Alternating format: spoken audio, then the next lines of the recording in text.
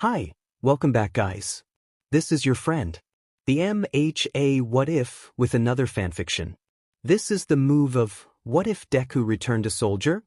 All credits for this video go to their respective authors, so please support the real author. Check out the link in the description for more details. Please give this video a like and subscribe to the channel if you want more videos like this. Now let's get into the fanfic. Excuse me? Inko spat, her voice high and shrill. You're telling me that you're forcing a literal child to become a human weapon, simply for your benefit? The officer before her scoffed, rolling his eyes. Not for my benefit, but for the benefit of the country as a whole. This boy, he said, placing a hand atop the head of a boy with a curly green undercut, pale skin and freckles, and oriental viridian eyes, has an incredible quirk, one that could turn the tide of this war. He's a child. Inko yelled, slamming her hands down on the table. The officer flinched. The boy simply stood there, no reaction at all. A child shouldn't be like that. No child should act like that, unless they had suffered immense trauma. He's a weapon, the officer said, his voice low and sharp. Midoriya, you are a military-employed psychologist, specializing in situations like this. You, of all people, are the most qualified to take care of this boy. I specialize in dealing with trauma, PTSD, anxiety, depression, and other mental illnesses in adults. I have never taken care of a child in my entire life. I am the least qualified person for this, Colonel Yamamoto. Yamamoto growled, simmering with rage.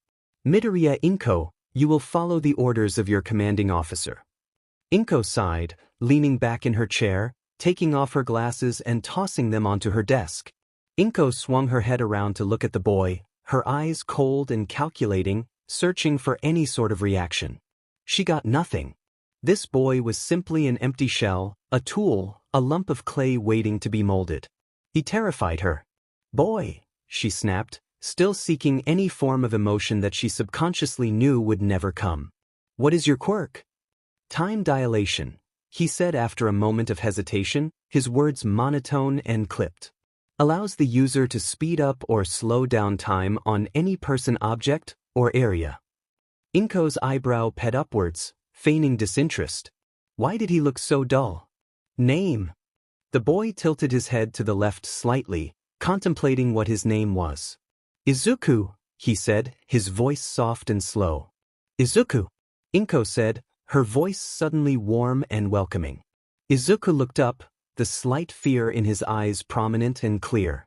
Inko smiled at him, soft green eyes crinkling at the edges as a few strands of her pastel green hair fell out of its tightly coiled bun. Welcome home. Izuku peeled open his eyes to the same metal gray ceiling he had been waking to for the past 9 years, rolling over to shut off his alarm before it even went off. Duly noting that it was 5 in the morning, Izuku rolled out of his bed and tossed on a fresh, plain white shirt and some black breathes and shoes before heading out to the mess hall, not even sparing a glance at the rest of his sparse bedroom.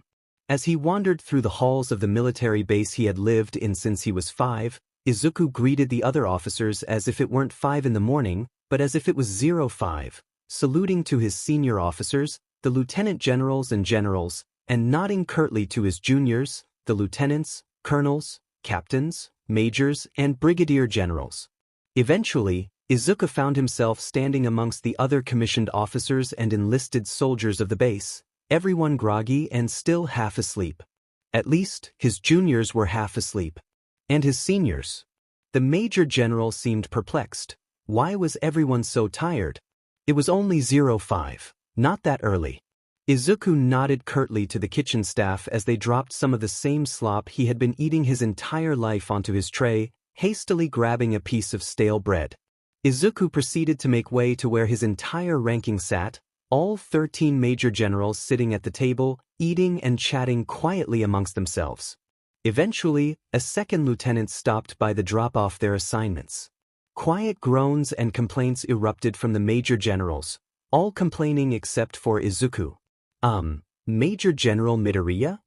The lieutenant said quietly, bowing respectfully. Izuku blinked at the officers slowly. What is it, second lieutenant? He asked, his voice flat and monotone. General Nakamura, the Field Marshal, and Ms. Inko want to see both you and Lieutenant General Kamaribi in the briefing office. Izuku nodded, raising an eyebrow. And? The lieutenant looked at him blankly before remembering. Oh. Apologizes, Major General, sir. The meeting will begin at 06. Please be prepared by that time, he stammered, obviously upset with himself for forgetting to mention the time. Thank you, Second Lieutenant. You are dismissed. I am bulletproof. As Izuku made his way back to his room, he tried to think of every reason as to why the Field Marshal and his commanding officer wanted to see both him and Kamaribi. And why Kamaribi Akari of all people? A lieutenant general, the next in line for promotion. Maybe he was getting promoted? But then why would the Field Marshal be there? Izuku continued to speculate as he dressed himself in his uniform. It was the uniform of a SP officer, and a high-ranking one at that. The smooth and durable fabric made up his black turtleneck and breathes, as well as the black trench coat he had with white detailing. As Izuku made his way to the door, he snatched up the pure white beret from off his dresser and set it atop his mop of messy green curls. Quickly taking off his glasses and tossing them onto his nightstand, Izuku swiftly put in his contacts before sprinting out. It was 5:45, he should already be at the briefing room. When Izuku finished weaving through the hallways, the ocean of officers parting for him as they saluted and bowed, he entered the briefing room with an aura of dignity and authority wreathed around him. All of that was destroyed in an instant when Izuku noticed that some people were here already, with the exception of the Lieutenant General and Miss Inko, as he had come to know her. Major General Midoriya, how kind of you to join us, Nakamura said blandly, setting his hands on top of the papers he had set on the table. Would you care to take a seat? Izuku nodded curtly, pulling out a chair and sitting down. Everyone sat in silence as they waited for Miss Inko to come. As Izuku cast a look around the room, he noticed that Nakamura seemed extremely set off, more than usual. The briefing room was a cold, pale gray room with a matte black, long, oval-shaped table at the center surrounded by sleek, modern, black swivel chairs. There was some extra room between the table, chairs, and walls for secretaries and transcribers. On the right hand of the room was a screen that could produce live feeds of all and any battlefields in the world and that people used for presentations when talking strategy. The Field Marshal sat at the head of the table on the left-hand side, a mask covering their face as to hide their identity, gender, age, you get the drill. Their hair was a toffee brown, pulled back in a tight, dignified bun, a few strands pulled out for a professional look and to frame the mask's face. Their hands were folded in their lap, covered by soft, dark leather gloves. The uniform was sleek and simple. Picture the uniforms from Full Metal Alchemist crossed over with a vest and button-down shirt to make it more professional. General Nakamura was one of the many officers of color in the Japanese military, but he was one of the few officers to have reached a high ranking like general. The high amount of melanin in his skin made him stand out from the pale gray walls of the base. He was bald with dark gray eyes, a scar running from the right-hand corner of his mouth up to right below his eye. The man was sitting straight up, his hands folded over a small pile of papers on the table. Nakamura was sitting on the right-hand side of the table, where the second highest-ranking officer would sit. Izuku, or in this case Major General Midoriya, was sitting in the second seat to the left of Nakamura, leaving space for Lieutenant General Kamaribi. His skin was pale, dotted with freckles that looked like splattered paint. His oriental viridian eyes were cold and calculating, hardened after years of being with the military. His curly green undercut was as fluffy as ever, the shaved part branded with the numbers, and so, the three military personnel sat in silence, their eyes trained on some distant image. A few minutes passed before the door slid open once more, revealing Lieutenant General Kamaribi and Miss Inko. Izuku got to his feet and saluted the senior officer, holding the position until she nodded curtly. Kamaribi repeated the action to Nakamura before bowing respectfully to the Field Marshal. Apologies, Field Marshal, General Nakamura, sirs. I had to pick up Miss Inko, Kamaribi said, her voice flat yet airy. Lieutenant General Kamaribi was a woman of short stature, standing at exactly 152.4 centimeters, or 5 feet for those who use the imperial system. Kamaribi was the head of the SB. For that Izuku was a part of, him being second in command. She had a similar uniform to Izuku's with a difference in color. His was black with white detailing, hers was white with black detailing. Not good for blood stains, she had said when they first received the uniforms. Kamaribi had been in this business as longer than him, 11 years since she was 3. Kamaribi grew up her at the base, it was all she had ever known. Kamaribi had burning red hair, so bright it could probably blind someone. She had heterochromia eyes that shifted color in the light, her right eye pale gray and changed to orange and her left was green that shifted to yellow. Her skin was paler than Izuku's and had even lighter freckles, her face lean and slim. She wore worn-out, scuffed-up brown leather combat boots that were extremely aged, and she was the same age as Izuku, 14. Her hair was buzzed on one side, the other long and wavy. On the buzzed side were the numbers 669, something she had had since as long as she could remember. Kamaribi and Izuku had grown up together, trained together, even shared the same room. They were partners in crime, whatever one did, the other was soon to follow. Izuku could read Kamaribi like an open book, and Kamaribi could do the same to him. They were basically siblings, taken care of and taught by Miss Inko. Kamaribi continued to her seat, settling down between Nakamura and Izuku, leaning back in her chair. As she did so, her metal prosthetic arm glinted in the light, as did the metal that creeped up the right side of her face and stopped at her cheekbone. Miss Inko settled down by the field marshal, her pastel green hair braided neatly and her slim glasses sitting on the bridge of her nose. She was wearing a soft black sweater and a white pencil skirt, bright red pumps on her feet. Miss Inko smiled softly. "If you don't mind me asking," she began, her voice light and bouncy, "why have we met? Is something wrong?" "No," Nakamura sighed, intertwining his fingers as he leaned forward. "Not in the slightest. I simply wanted to tell you that you're both being promoted." Both Kamaribi and Izuku raised their eyebrows at that. A promotion, so out of the blue? It seemed random, but he knew that the field marshal never did anything without purpose. "And that leads me to my second point," Nakamura continued. "You are both being promoted to the rank of general." Now this was strange. Kamaribi swung her head around to look at the field marshal, who was as stoic as ever, not even a grain of emotion visible.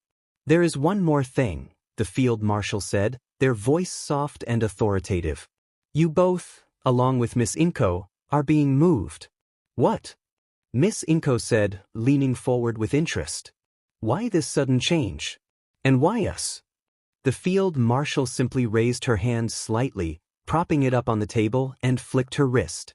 Within half a second, one of the majors standing in front of the door walked in and leaned down to speak with the field marshal in hushed tones. A split second later, the major left. They sat in silence for a few minutes, the air tense and confused. Finally, the major returned with 2 unknown entities. Izuku, recognizing the major before he left, gave the thanks he knew the field marshal would not provide. "Major Nico," he addressed, his voice soft and quiet. Nico turned around to look at him, mildly scared. Izuku smiled softly. "Thank you." At this, Nico beamed. It was always a pleasure to receive praise from a senior officer, especially a general. And thus he left. "This is Detective Tsukachi," the field marshal said, gesturing to a man in a tan trench coat and with short brown hair. He looked quite plain. "And this is Aizawa Shoyuda, professional hero Eraserhead." Aizawa, unlike Tsukachi, wore simple black shirt and breathes along with his scarf, which Izuku could tell was not simply for fashion purposes. The material was too strange. He had long black hair that was pulled back into a low messy bun and his bloodshot black eyes were unprofessional. His entire demeanor set Izuku off. Fun fact about Izuku, if a serial killer walked into a bar, he would know. Izuku has always had deadly accurate intuition, and if someone walked in with a briefcase of explosives, he would be hiding in the corner like an irate cat. So, here he was with a man who appeared to be a trusted acquaintance of the field marshal who was also setting off every single red flag in Izuku's head. Clearly, Kamaribi was having a similar issue, The way her non-prosthetic hand was twitching, making it obvious to Izuku. But the field marshal laughed. I can tell that Aizawa here is causing you issues. Yes, Izuku said in unison with Kamaribi. What is this about? As previously stated, General Kamaribi, General Midoriya, and military psychologist/therapist Midoriya Inko will all be moved to Mizudafu, Japan for a new assignment.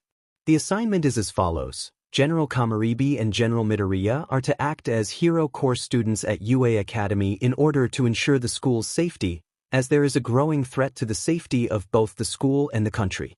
Normally, we would allow the heroes to deal with a situation like this, but they have proved to be incompetent and inadequate, as they also have to deal with the press individually. The military, on the other hand, has the ability to do close to whatever they wish with close to no backlash. General Kamaribi and General Midoriya are also the leaders of Special Force No. 0.1, which consists of them and the single group of lieutenants, majors, captains, colonels, and brigadier generals, along with a small team of researchers and other personnel. 0.1 specializes in undercover missions such as recon, assassinations, and spy missions, but they also have the capability to undermine entire governments with 2 people and a small team of researchers. The field marshal finished. Everyone was stunned to silence with the exception of Kamaribi, Izuku for the most part, Nakamura, and Aizawa, who may or may not be asleep on his feet. Suddenly, a small creature popped up from Aizawa's scarf. How, you ask? Who is this small creature? It said, am I a bear, mouse, or dog? It is I, Principal Nedzu of UA Academy. Midoriya and Kamaribi will be posing as twins who got into UA on the AOI recommendation track, Nedzu said, hopping down onto the table. And Ms. Midoriya here, he said, turning to face Miss Inko, will be acting as the school's therapist and Midoriya and Kamaribi's mother/caretaker. Does everyone understand? Kamaribi, Izuku, and Inko all blinked and simultaneously said, all right. After Nedzu explained the logistics along with introducing Tsukachi and Aizawa as the only other 2 people who knew about the operation, everyone asked their questions and filled out the admissions forms. And thus, Aizawa said the first thing the entire meeting. Alright then, buckle up, cause this is gonna be a demon wild ride. Izuku dropped his bags, his 2 very small bags, down on the hard wooden floor of his new room, his eyes flickering around in search of escape routes, places for wires, hiding spots. So, this isn't Vietnam. This is NT6 Eden AM. He's safe, alive, breathing. He can move his legs. Kamaribi is fine. She got her prosthetic. Her heart is beating. She's safe. They're safe.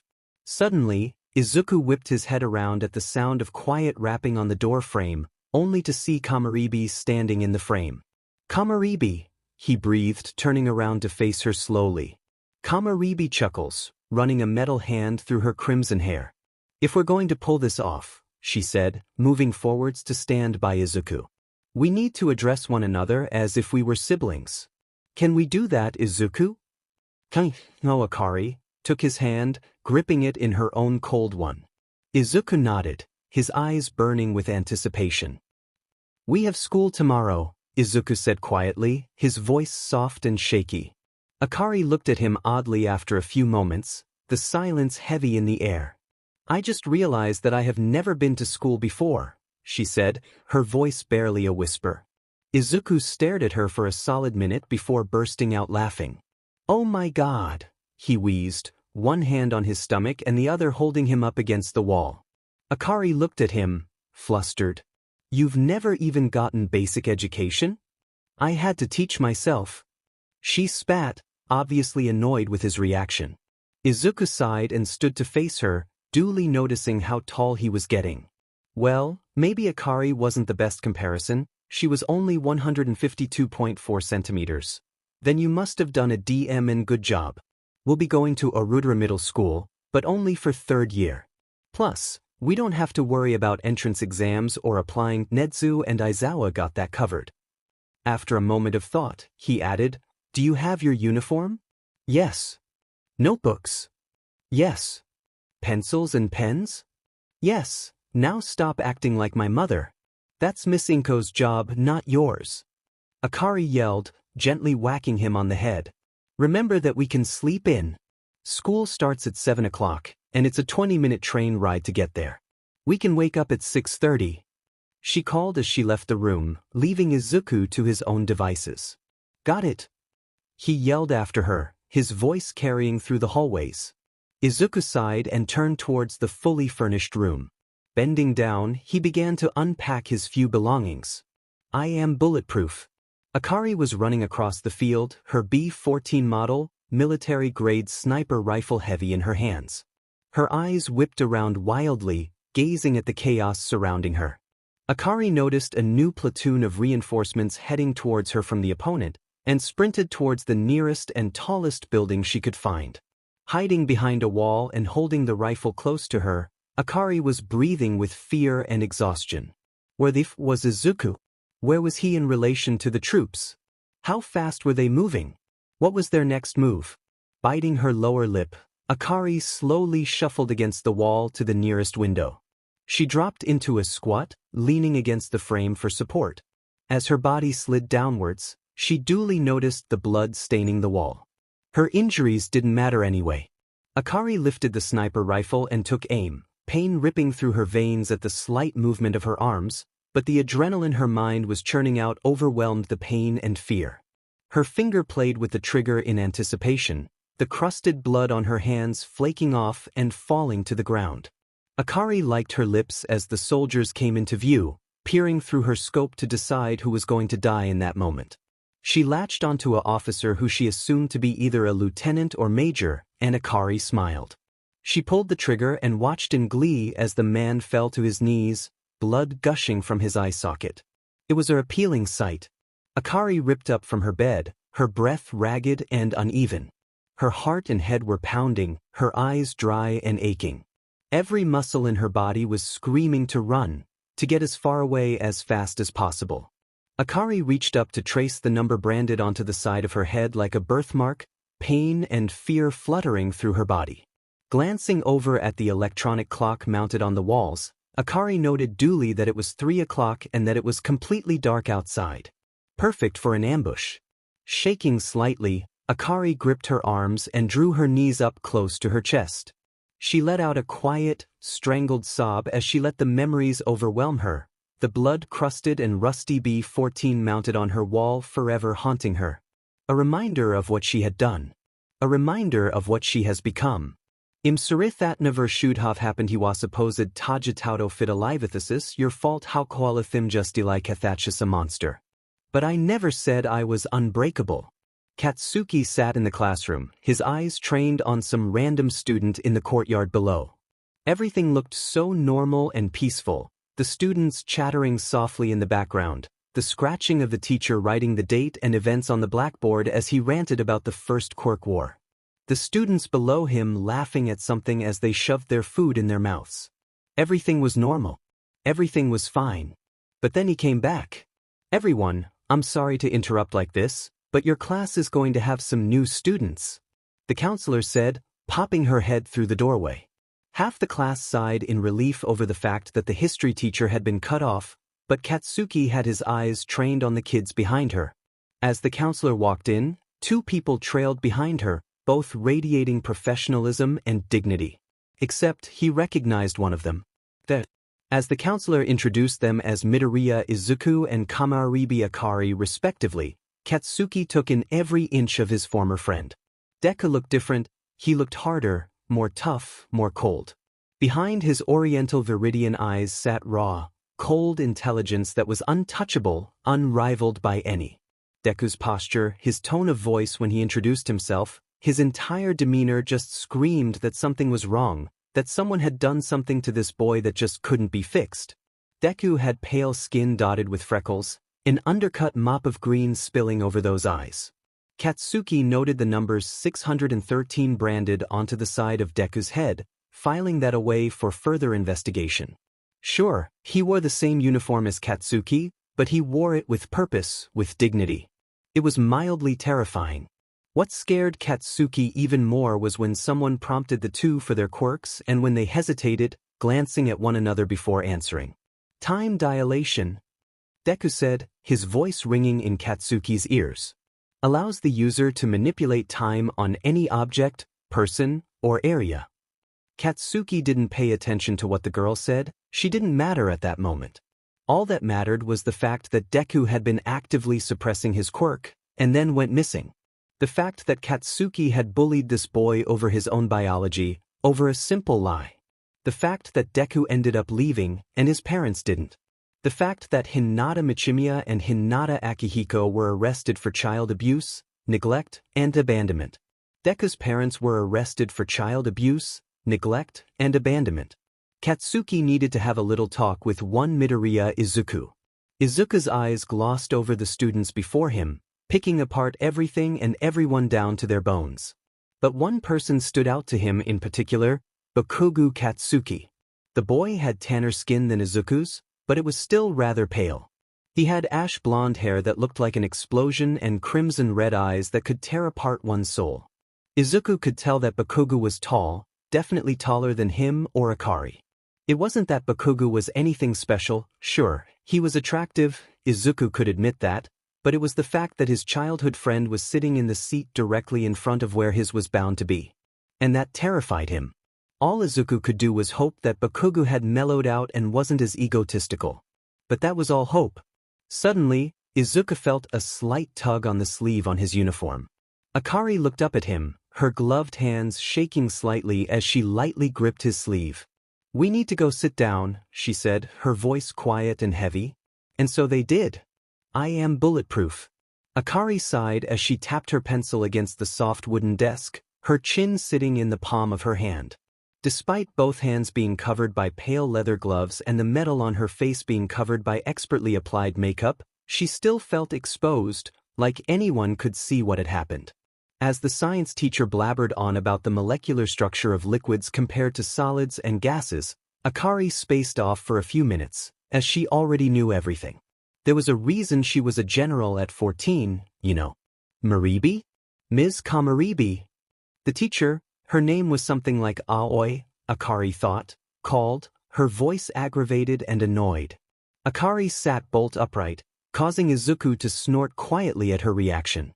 "Yes," Akari said quickly, her voice even and composed. Aoi sighed. "Can you answer the question? What is odd about the molecular structure of ice compared to that of a normal solid?"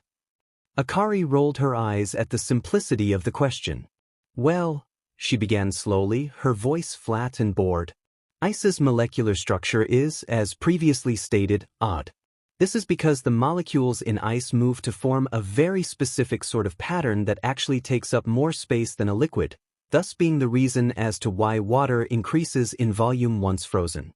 There is more space between the molecules, while in your typical solid, such as the wood on our desks or the blackboard, the molecules are tightly packed together and don't take up much room."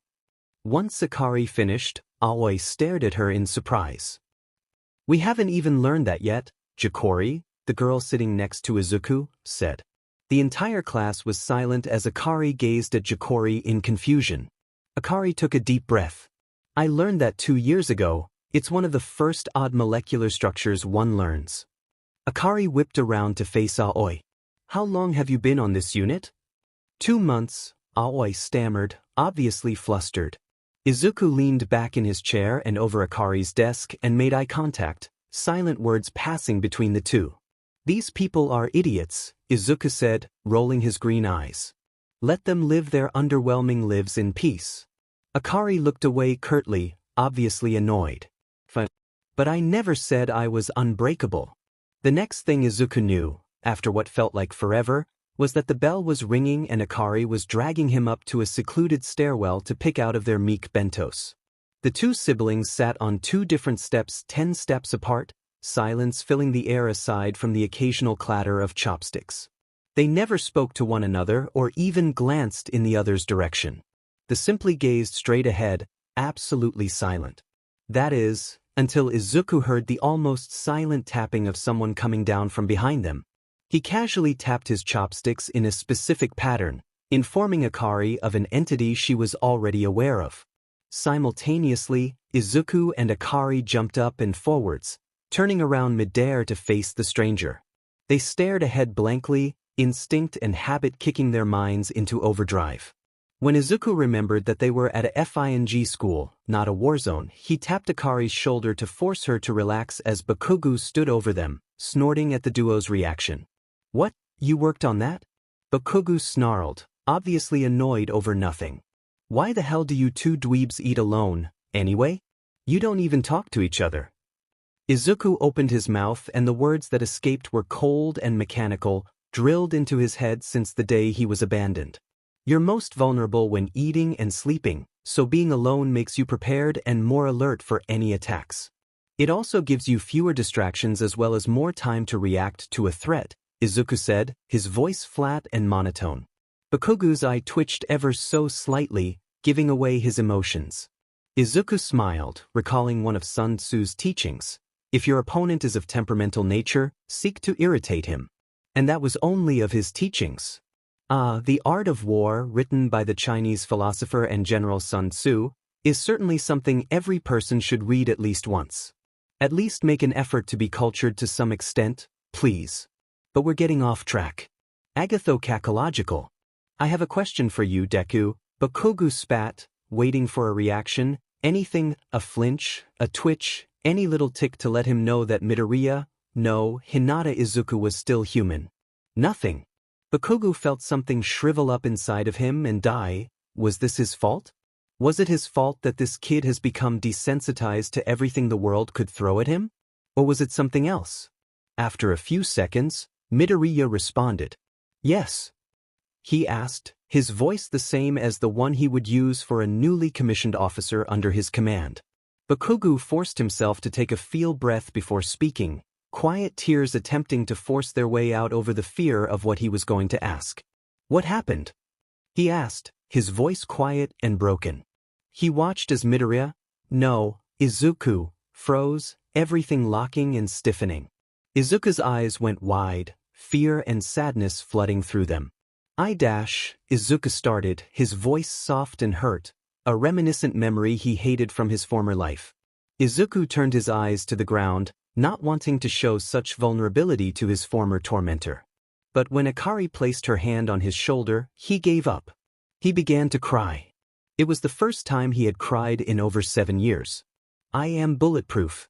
Izuku stood up despite the tears streaming down his face, despite the pain searing through him from the burns and scrapes, Katsuki standing before him. He began, his voice trembling and weak. "I won't let you hurt him," Izuku said quietly, standing up once more despite his instincts screaming at him to run far away and not come back. "Not again." "Ha!" Katsuki spat, throwing his fist into the palm of his other hand with an explosion. "You're gonna protect this good for nothing? You, a little quirkless Deku?" Izuku flinched at the name, causing Katsuki and his followers to laugh with glee.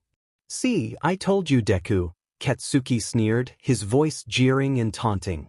"Quirkless, worthless, stupid, useless good-for-nothings like yourself should just die."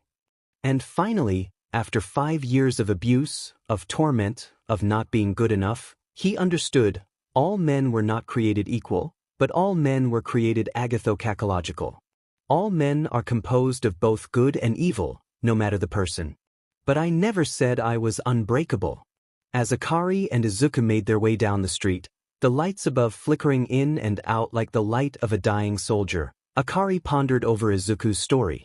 All men were not created equal, Izuku spat, tears rolling down his face in tidal waves. But all men were created agathocacological. All men are composed of both good and evil, no matter the person. Those 2 sentences had struck a chord in Akari's hardened heart, a heart she didn't even know she had. Her entire life, Akari had been a weapon, a tool. Something to be used, a machine, a perfect little puppet. That's all she was. Right? Agathocacological. As he quietly opened the door to the apartment, Izuku heard screaming and yelling, along with the clattering and shattering of vases and frames. Silent as a cat, Izuku made his way into his room. When he entered, he saw a small, shivering figure crouched in front of the bed they shared. At hashtag. Izuku moved forwards, enveloping his older brother in his arms. Despite being the younger sibling, Izuku was the stronger one. Mentally, at least. The two siblings sat there for who knows how long, at least until all was silent. After waiting a few minutes after the silence settled over the apartment, Izuku and his brother darted out and into the dining room, hastily picking up the shattered ceramic and glasses and mopping up the water spilled. The only things they didn't touch were the photos laying on the ground half-charred and the 5 peonies, their petals strewn across the room. His brother tentatively gripped Izuku's sleeve, a silent message passing between the two. "They're coming," he said, his grip slowly tightening on Izuku's sleeve. "We need to go." Izuku nodded discreetly. Thus, the two brothers gathered their school bags and their stash of money. They made their way out of the apartment and to the kiosk down the street, quickly purchasing some bandages, gauze, and disinfectant. They knew what was coming. The duo walked to the park, a quiet yet welcomed rain pouring from the sky. Izuku's hair became plastered to his head, emphasizing exactly how gaunt and small he was, the same with it hashtag. Izuku and his brother simply sat on the swings, not a single noise passing through the air aside from the distant bustling from the more populated areas, the constant drip from the rain, and the occasional creak from the rusty old swing set the two were perched on. Slowly, the moon rose, drenching everything in sight in its light, causing everything to glow in that ethereal way, puddles flourishing and shining like stars in an ink-black sky. As time slowly ticked by, Izuku raised his oriental viridian eyes to the sky, the light pooling in them divinely. Eventually, the two had to go home, and they walked as slowly as possible, not wanting to return to that hell. But they had to, as they had nowhere else to go. This time, Izuku didn't even try to hide the fact that he was home, quickly tossing his bag and their purchases into the small cramped room he and it hashtag called theirs. With a sense of dignity, Izuku waltzed into the living room, only to be greeted by the starch scent of alcohol. He wrinkled his nose in disgust, not making a single sound until he cleared his throat and claimed, "I'm home." At those 2 words, his drunken father, Hinata Akihiko, rose from his seat on the couch and turned around. Unreasonable anger filled his eyes as he grabbed a WP from off the wall, a sadistic smile painted on that blank face. Akihiko approached Izuku menacingly, but Izuku stood his ground, his shoulders set determinedly. Akihiko unraveled the WHP, snapping it once. The sound cracked through the air, but Izuku did not move. Akihiko narrowed his eyes and raised his arm, the WHP shifting to behind his back. With his other hand, he forced Izuku onto his knees as he brought his arm down. A resounding crack rang through the apartment and all its inhabitants, not a single soul moving. The expected scream of agony never escaped the victim's mouth. "I am bulletproof." All men weren't created equal, but all men were created agathocacological. All men are composed of both good and evil, despite who they may be. What does it mean to be human? But I never said I was unbreakable. And so, time moved on. Izuku completed his 3rd year of middle school, a step higher above the rest as they prepared for their new assignment. Katsuki sat with his newfound knowledge about Izuku, never confronting him again nor asking his parents about what happened. And Akari? Akari had memories. "I am bulletproof." Sho Yuta rapped on the door to the little apartment that had been provided for the officers, his actions slow with tiredness. He was wearing a pair of his obnoxiously bright sweatpants, the ones that were bright pink and may or may not have the word "juicy" written on it, but in bold, golden, sparkly calligraphy courtesy of midnight. His hair was pulled back into a gorgeous fishtail braid decorated with baby's breath and other white flowers, which contrasted with how much of a mess he looked. So, when Midoriya Inko opened the door, you can imagine what her reaction was. She raised her eyebrows, her eyes mischievous and humorous. "Well," she started, her voice sounding like she was trying not to laugh, "that certainly is a look." Sho Yuta snorted before waltzing into the apartment past her, Inko sighing and starting to giggle softly to herself. "Kids!" he yelled, his voice carrying throughout the hallways. "Get your buttes in gear. We're leaving in 10 minutes. Sho Yuta waited for a reply, sipping at his tequila, bourbon, and 2 different types of coffee mix from his canister. He got nothing. So, Sho Yuta shrugged and proceeded to plop himself down on the couch, causing Inko to full-on start laughing. About 5 minutes later, Midoriya came out wearing a white button-down and black tie with black slacks, adorned by a tan trench coat. 3 minutes after that, Kamaribi entered the room. She was wearing a black button-down with a white and silver tie, a white pencil skirt, and vermilion pumps. Kamaribi's blazer was black, a white sliver, and red emblems stitched on the shoulder. Her hair was curled ever so slightly, and her eyeliner was so sharp it could kill a man. Kamaribi tossed Midoriya a silver and white briefcase, to which Midoriya caught with ease only practice, skill, and time could have. They looked prepared to take down a goddamn empire. Shoyuta scrambled up, his appearance radiating the aura of a homeless man compared to the other two, who looked professional beyond belief. He felt a mess as he coughed under the dignified and elegant stare of Kamaribi's heterochromatic eyes, coldness dripping from her demeanor like an overflowing sink. "Let's go," he stammered, debating whether or not to clean himself up when they got to Yua. He decided to go with it. Midoriya nodded curtly before promptly leaving the apartment without a word, Kamaribi following him. Shortly, Shoyuta questioned every single life choice that had gotten him to this moment. As he, Kamaribi, and Midoriya all piled into the limo sitting idly by the cart, Shoyuta could feel the tension in the air pulling at whatever soul he had. What were they supposed to talk about? How was he supposed to act? Eventually, give or take 10 minutes into the car ride, Shoyuta decided, I'm gonna rock this look like there's no tomorrow. Eventually, the limo pulled into UA, stopping at the front door. Midoriya and Kamaribi exited with ease while Shoyuta hit his head. Demon these short people, he thought, handing the two their ID cards and then walking into the building. Now, a little bit of background on the relationship between UA, the military, heroes, and the government. UA also acts as a military base as per request via the government as a way to hide and handle the more dangerous weapons and specialized units. Not many heroes know about this, but most do not approve and have tried numerous times to get UA to remove these two things for the safety of the students. Thus, military officers can often be seen roaming the hallways any time of day. So you can figure out what happened when two extremely high-ranking officers walk into the school like they own the place on the same day they were supposed to completely erase their existence from the first years and clean the entire building and campus. Mops clattered to the floor and rags were dropped, officers hurrying down to the floor in order to salute their commanding officers and superiors. Others bowed and some stood at attention, awaiting orders to sail at them.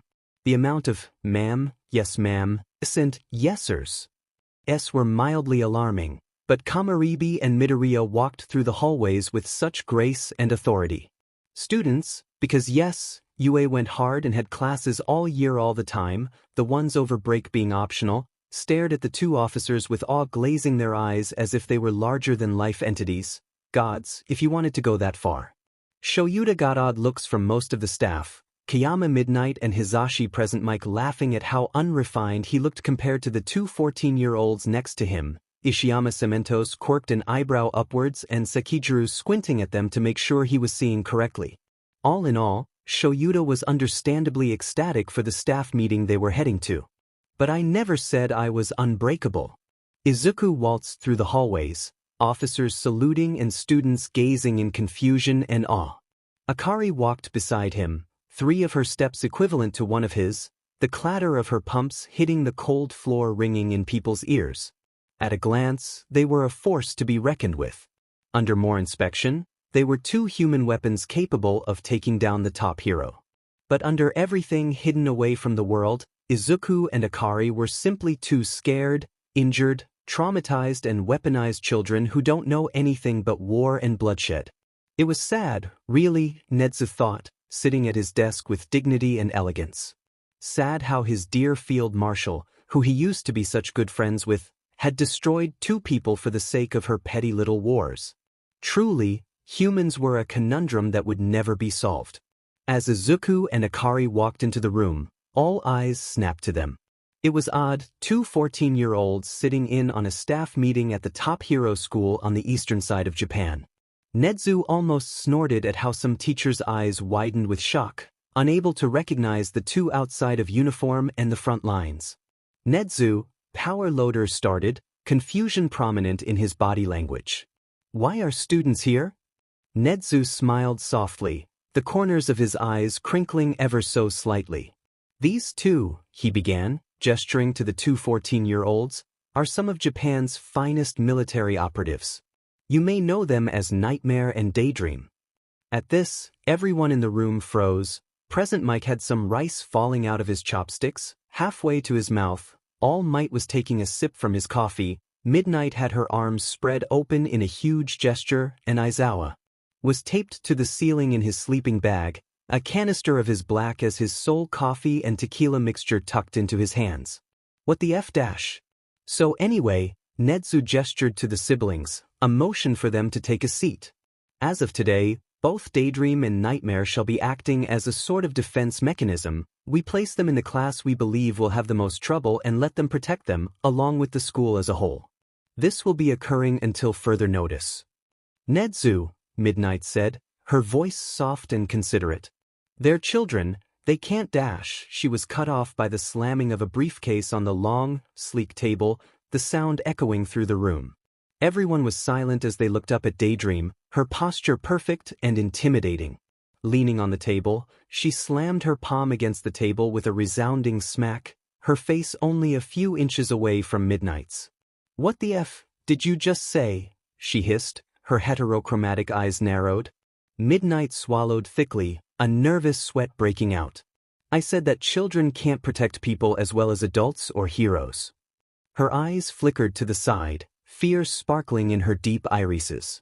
They should wait their turn. Kamaribi reached up and grasped Midnight's chin with her hand, quiet rage rolling off of her in waves. Listen here, Midnight. She spat the hero's name as if it were a curse. Do you have a single DMN idea about the life I've been forced to lead? The life Izuku has had forced on him? Do you know exactly how much we have been beaten bloody, stabbed, shot for the sake of this DMN country? A country that had cast us out, looked down on us just because we were forced to be used as weapons for these stupid wars, while heroes like every person in this room basked in glory, fame, and riches. We, the military, have stayed in your shadows for years now, our victories overlooked and disregarded like a grain of rice. In interviews, heroes would talk about wanting to save people, to protect them from harm, while at the exact same time soldiers were being shot dead in the line of duty. You speak of saving people? Kamaribi said, her voice low and menacing. Midnight, along with every hero in the room, nodded solemnly. Then why the F didn't you save me? Save Izuku? Save Te-. Kamaribi was cut off by Midoriya lightly grasping her arm. She turned her head gently, red and orange meeting green. Midoriya looked at his sister softly, his eyes speaking more than words could. Akari, he said, his voice firm yet gentle. I think they understand. You don't have to explain what happened. Midoriya's voice cracked at the end, causing a pain in Nedzu's heart. Akari, please. They don't need to know. Silent words passed between the two, their eyes locked and wide. So many emotions a teenager should never have had to be exposed to: sadness, fear, guilt, such immense anger. What had happened to them?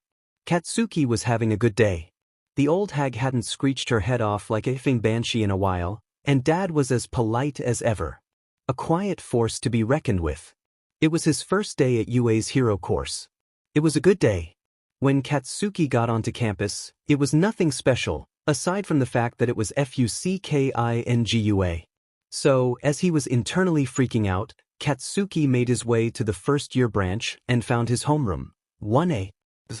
Was gonna be a DMN good year, he could feel it. So, Katsuki slid open the huge door to the room and saw a few things.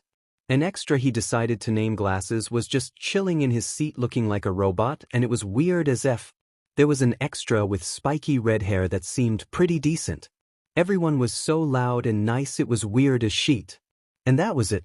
Thus, Katsuki made his was past Glasses and shitty hair the dude with the red hair. To where his seat was, number 17, like every year. Katsuki plopped down in his chair, hooking his bag on the provided hook on the side of the table and kicking his feet up onto the desk. And oh, Glasses was not going to have it. Excuse me, he called, standing up abruptly. My name is Ida Tenya. Information he didn't need, okay. Time to zone out, and I am from semi-private academy. I must say, it is quite the pleasure to be in the same class as the student who came first on the entrance exam, but I must chastise you, putting one's feet on their desk is not befitting of a UA student. I request that you immediately remove them from the desk. Katsuki scoffed. So some top-tier extra was telling him what to do, huh? That ain't few, he said, his voice low and menacing. Shut the hell up before I make you. Glasses began to grumble again before starting up again, but Katsuki just tuned him out, scrolling through his Twitter feed while Glasses went off as other students filed into the room. Eventually, every desk had someone sitting in it besides the one behind him and the one behind that. Honestly, it was rather strange. Everyone sat quietly, bickering softly amongst themselves as their teacher rolled into the room, slurping loudly from one of those applesauce packs he hasn't seen since he was 5 or 6. Hey, the teacher called out, and the class gradually quieted down. It took you 8 seconds to shut up. My name is Aizawa Shoyuda, and I'm gonna be your homeroom teacher this year, and the year after that, and the year after that, so get used to me. Y'all are gonna get changed into your gym uniforms and meet me out on the field, we're dash. He didn't get to finish. The door was slammed open to reveal a tall, gangly dude wearing a black ski mask running into the room, heading towards the windows on the other side of the room. Aizawa seemed unfazed, doing nothing. What the F dash, Katsuki thought. Why the hell isn't the DMN insomniac doing anything? Suddenly, a gunshot rang in everyone's ears, a bullet slicing through the open air and embedding itself in the back of the guy's knee, his screech of pain echoing through the room as he flung open the window and jumped out of it. A loud curse was yelled from the doorway as 2 figures, which Katsuki recognized as Midoriya Izuku and Kamaribi Akari, Deku and Trajectory, as he had come to address them, dashed into the room, Trajectory pushing ammo into her pistol and aiming again as the man fell through the window. Squeezing the trigger ever so slightly, another bullet left the barrel of the pistol and landed in the man's shoulder as he dropped from the room. As the two stood in the room, all eyes glued to them, Katsuki took note of the fact that instead of wearing UA's uniform, Deku was wearing a black turtleneck and breathes, a black trench coat with white detailing and a red, black, white, and silver patch on the shoulder, and white combat boots with steel toes and detailing up the sides. He wore blocky, deep, warm brown glasses that slid down the bridge of his nose, and many, many scars adorned every inch of visible skin on him. F dash, F dash, F dash, F dash, Deku said, reaching into his jacket to pull out a goddamn grappling hook, shooting it so that it wrapped around the frame of the open window while linking arms with Trajectory.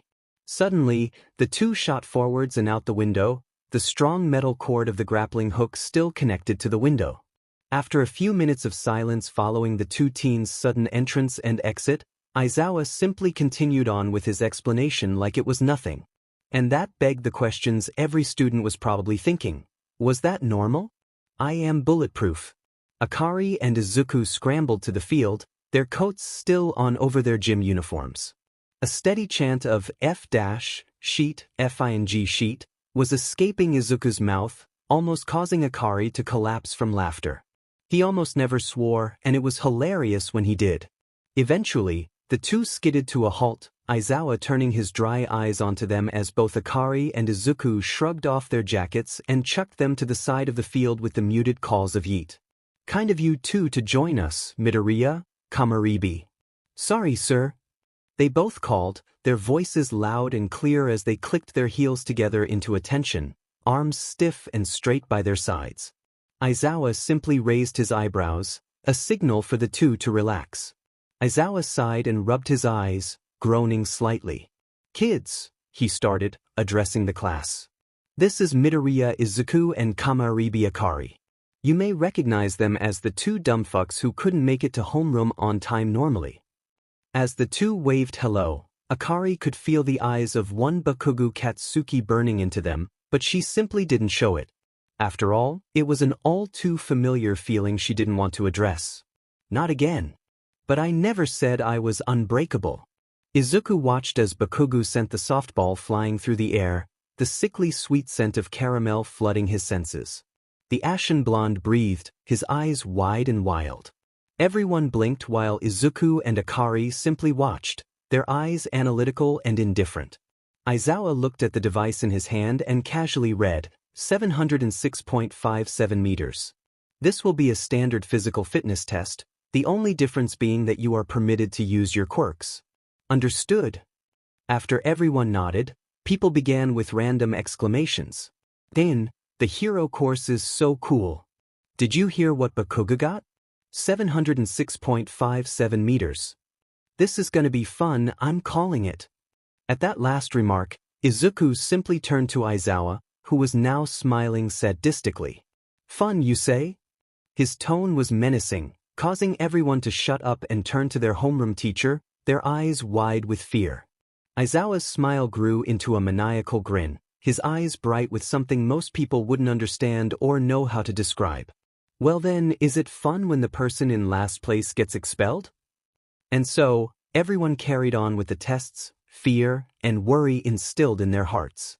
As the other students wrapped up their tests and reviewed the scores, the boy with ink-black hair and odd elbows raised his hand.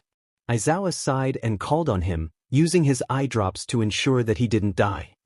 How come Midoriya and Kamaribi haven't participated in the tests? Aizawa smiled. Well, that's because they got into UA through a different method that is being put on a trial run with these two, the AOI recommendation system. Thus, they will be faced with many other things you will not. Be thankful, for these two students will have it much harder than you. Yes, but what are they going to do today? Obos asked. I think his name was Siro Hanta, if I remember correctly, Izuku thought, his pinky finger twitching. An old tic of his. Aizawa smiled sadistically, the action sending a chill down his spine. They need to complete an obstacle course while carrying an FN-17S rifle in the shortest amount of time they can manage. The entire class was stunned to silence while Aizawa drew out 2 black briefcases from nowhere, handing them to each of the generals. Izuku and Akari nodded their thanks stiffly before setting the cases on the ground and opening them up. Within the cases sat military-grade FN-17S model rifles, guns only the highest officers had access to. The black-stained metal gleamed softly when the sunlight hit it, the barrel long and sleek.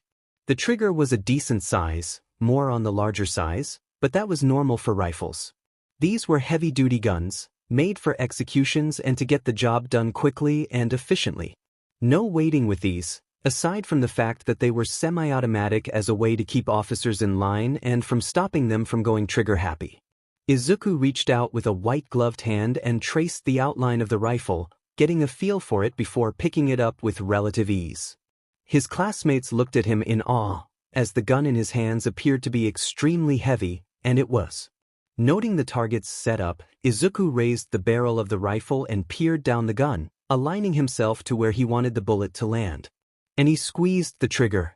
A loud bang erupted from the gun, the force of the bullet being pushed outwards causing Izuku to stagger ever so slightly. He watched as the 9-centimeter bullet sliced through the air, landing in the center of the target with a quiet thud. Lowering the gun, Izuku turned towards Akari, who was still staring down the gun in the case. Moving towards his sister, Izuku gradually saw the absolute terror and guilt and anger and fear and sadness that flickered across her face. Worry sat in the bottom of his stomach as he peered over the top of the briefcase before gazing into the bow, his eyes widening as it landed on the gun sitting in the plush cushioning and padding surrounding it, the dried bloodstains Akari never bothered to remove wiped off. The gun was matte gray, the barrel extremely long and narrow, the entire thing there unlike before. The scope was no longer shattered to pieces, resting atop the gun perfectly balanced. The trigger was no longer clogged with blood, and fresh ammunition was sitting beside the gun Akari had run away from for years. The gun that had rested on the wall of her room, a reminder as to what she had done, as to what she had become.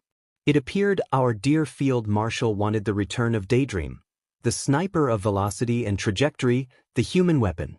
Before Akari sat a B-14 SSI, military-grade sniper rifle. The rifle made specifically for her. The sniper rifle she had been running away from since that fateful day. The day she went rogue. Akari stared at the rifle within the case, her eyes blown wide as memories swept over her like a vicious tidal wave. Imsuriumzuri thighs was never meant to happen. Aizawa looked at her oddly, his eyes narrow and slim. Why, oh why did the field marshal and Nedzu insist on doing this to her?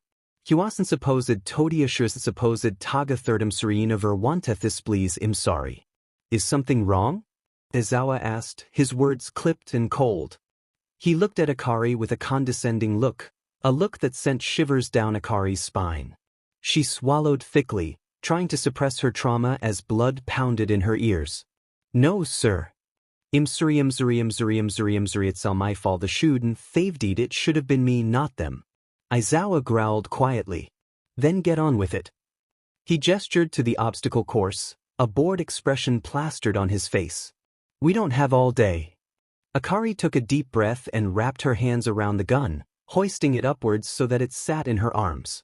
The metal was cold, letting out a soft clunking sound when it hit her prosthetic. Akari flinched ever so slightly so that it was barely visible, her eyes trained on her hands. Akari turned to look at Izuku and she made a soft choking noise, gagging on thin air. Instead of seeing Izuku as he was, the world turned fuzzy and statusy, everything muted and shades darker than they actually were. Before her stood Izuku, his uniform covered in deep crimson stains that he vaguely registered as blood. He was scrawnier than he was now and was shorter, his hair plastered with dried and clotted blood. His face was pale and his eyes were wide, blood trailing from his hidden hairline down his face, steadily dripping down his chin and neck. Akari's breath caught in her throat as she glanced downwards, her eyes locking on where his right hand was, or rather, where it used to be. Said hand was laying on the ground next to him, surrounded by a pool of blood. She could faintly hear the screams of the people she had almost killed that day. The people she did kill. The only two people that mattered. I am bulletproof. Akari looked at Izuku warmly, her eyes pale, cold green and gray. The two were so much shorter, Izuku standing at 152.4 centimeters, herself at 146.304 centimeters. Izuku's hair was so much shaggier, longer, and unkempt. He wasn't nearly as muscular, but his eyes were brilliant and bright, shining with intelligence and warmth. His uniform was a deep navy, almost exactly like the ones from Fullmetal Alchemist Brotherhood, because just Fullmetal Alchemist Esikis. His freckles stood out against the plain gray sky that sat above them nearly daily, and the smile plastered on his face bright. She remembered this day clearly, the day they were promoted from colonel and lieutenant colonel to brigadier general and colonel. Akari remembered Izuku's joy so clearly, as it wasn't a sight that was often seen or heard. He was so happy. Akari turned to head to gaze out at the crowd, her eyes latching onto the only people who really understood what she had been through, Kurahashi Okamoto and Chichimika. They nodded and a small, dark curly sensation called guilt blossomed at the bottom of her stomach. She turned to look at Izuku, sadness coursing through her veins at the thought of the brilliant smile on his face being wiped away once he realized what she had done. What they had done. I'm sorry, but I never said I was unbreakable. Akari approached the targets, raising the gun and peering through the scope, the red lines invading her sight causing a small stone of grief and anger and denial to settle in the soul. She clenched her teeth in an effort to push the memories and emotions away, to suppress them, to hide them in the very depths of her heart, a heart of steel. For all she was a puppet, a tool, a weapon for her commanding officer to play with. That's all she was and all she would ever be. Right? Totally. Her cold metal finger played with the trigger, fiddling with it as she contemplated which target to fire at. Finally, she aligned herself with the 600-meter target. Akari slowly squeezed the trigger as she swiftly dropped down to one knee, the bullet flying through the air at breakneck speed towards the target. But then she noticed a target set 1,000 meters behind her. The bullet didn't hit the finifugal. A scream cut through the air following the first shot. Everyone turned in unison towards the back of the crowd, their eyes wide as they watched Colonel Yamamoto, now Brigadier General Yamamoto, fall to the ground, the hole in the back of his head gushing blood. A sadistic smile crept onto Akari's face, her eyes wild and insane, and as she tilted her head they glinted gold for a brief second. Another scream, another shot, and pandemonium ensued. Izuku whipped his head around to stare at Akari, knowing that only she would have been able to stage a coup this well. "Why are you doing this?" he asked, his voice barely audible above the shouts, screeches, and bangs of people getting shot and dropping dead. Akari simply smiled, turning away from the edge of the stage to look at him, the chaos behind her making everything seem like a scene straight out of an action movie. Akari, still smiling, spread her arms, and time seemed to slow down. "Because," she started, her voice inhuman and broken, as if she had been beaten bloody every day. The look on her face sent shivers down Izuku's spine. It pained him to see his friend like this. "Of what they have done to us. We had no choice, and we still don't. We were forced to wipe out entire civilizations, erase countries from maps with the snap of our fingers. We're just puppets, stupid, broken children forced to fight in stupid, pointless wars. We are frowned upon by the public for doing our jobs, and we are frowned upon by our subordinates, colleagues, and superiors for doing our jobs. The military as a whole is frowned upon, shamed, insulted for doing our jobs and keeping the country safe, while heroes, employed by the government, bask in riches, fame, and glory. They had the choice to do that. We didn't. We were drafted, and yes, some enlisted, but not all were educated on what came with joining this." "But, Izuku, you and I?" she cackled, throwing her head back. Izuku stared at her with shock, every grain of information sinking into his head and being processed slowly. In the back of his mind, a little voice whispered, "She's right. You know she's right. You understand. You agree." Akari looked him in the eye, her eyes burning silver as they shifted back to green and gray. "We were sold. Bought. Commodities of this stupid thing we call politics. We are here because our own biology and family betrayed us when we couldn't do anything. But we're the only ones who have truly seen the horrors of war. Seen the only friends and family we have known drop at the click of a trigger, lost the only people who cared about us and who we cared about in return. So, I have one request for you, Izuku, as today is likely the day of my death." Akari's inhumane and sadistic smile dropped and was replaced with a soft, quiet one instead. Her eyes no longer burned as he approached Izuku, her metal boots clanging softly against the stage. Akari's metal arm reached out and gripped the collar of his jacket, jerking Izuku forwards until their shoulders were touching. Akari's hot breath brushed against his neck as Izuku stared out at the pain, the chaos, the noise, the peace, the war, every little thing in the world. He could almost hear the smile in Akari's words as she whispered them in his ear, an extremely loud and blinding white explosion soon following. "Stay gold. Nature's first green is gold. Her hardest hue to hold. Her early leaf's a flower, but only so an hour. Then leaf subsides to leaf. So Eden sank to grief. So dawn goes down to day. Nothing gold can stay." Robert Frost. "Nothing gold can stay." "Kamaribi," Shoyuta said, his voice becoming snappish. He mentally flinched, remembering how Kamaribi had gone off on Kayama the other day. "Hurry up." Shoyuta was honestly expecting more of a reaction from the red-headed girl, but all she did was nod and give a soft, "Yes, sir." To his concern, despite looking barely distraught, she continued to lift the gun from the case and aim at the 600-meter target. Kamaribi seemed to play with the trigger as she contemplated something. Finally, she squeezed. The bullet came racing from the barrel, traveling at breakneck speed. As it was about to hit the center of the target, it stopped in midair. Shoyuta swung his head around to look at his student only to find her on one knee, the sniper rifle in her hands tilted downwards as she stared the bullet down with such focus. Suddenly, the bullet flipped around and started heading towards the target behind her, weaving through the crowd of students surrounding Kamaribi and Midoriya respectively. Eventually, Shoyuta cancelled her quirk, but the bullet continued its path until it landed in the center of the target.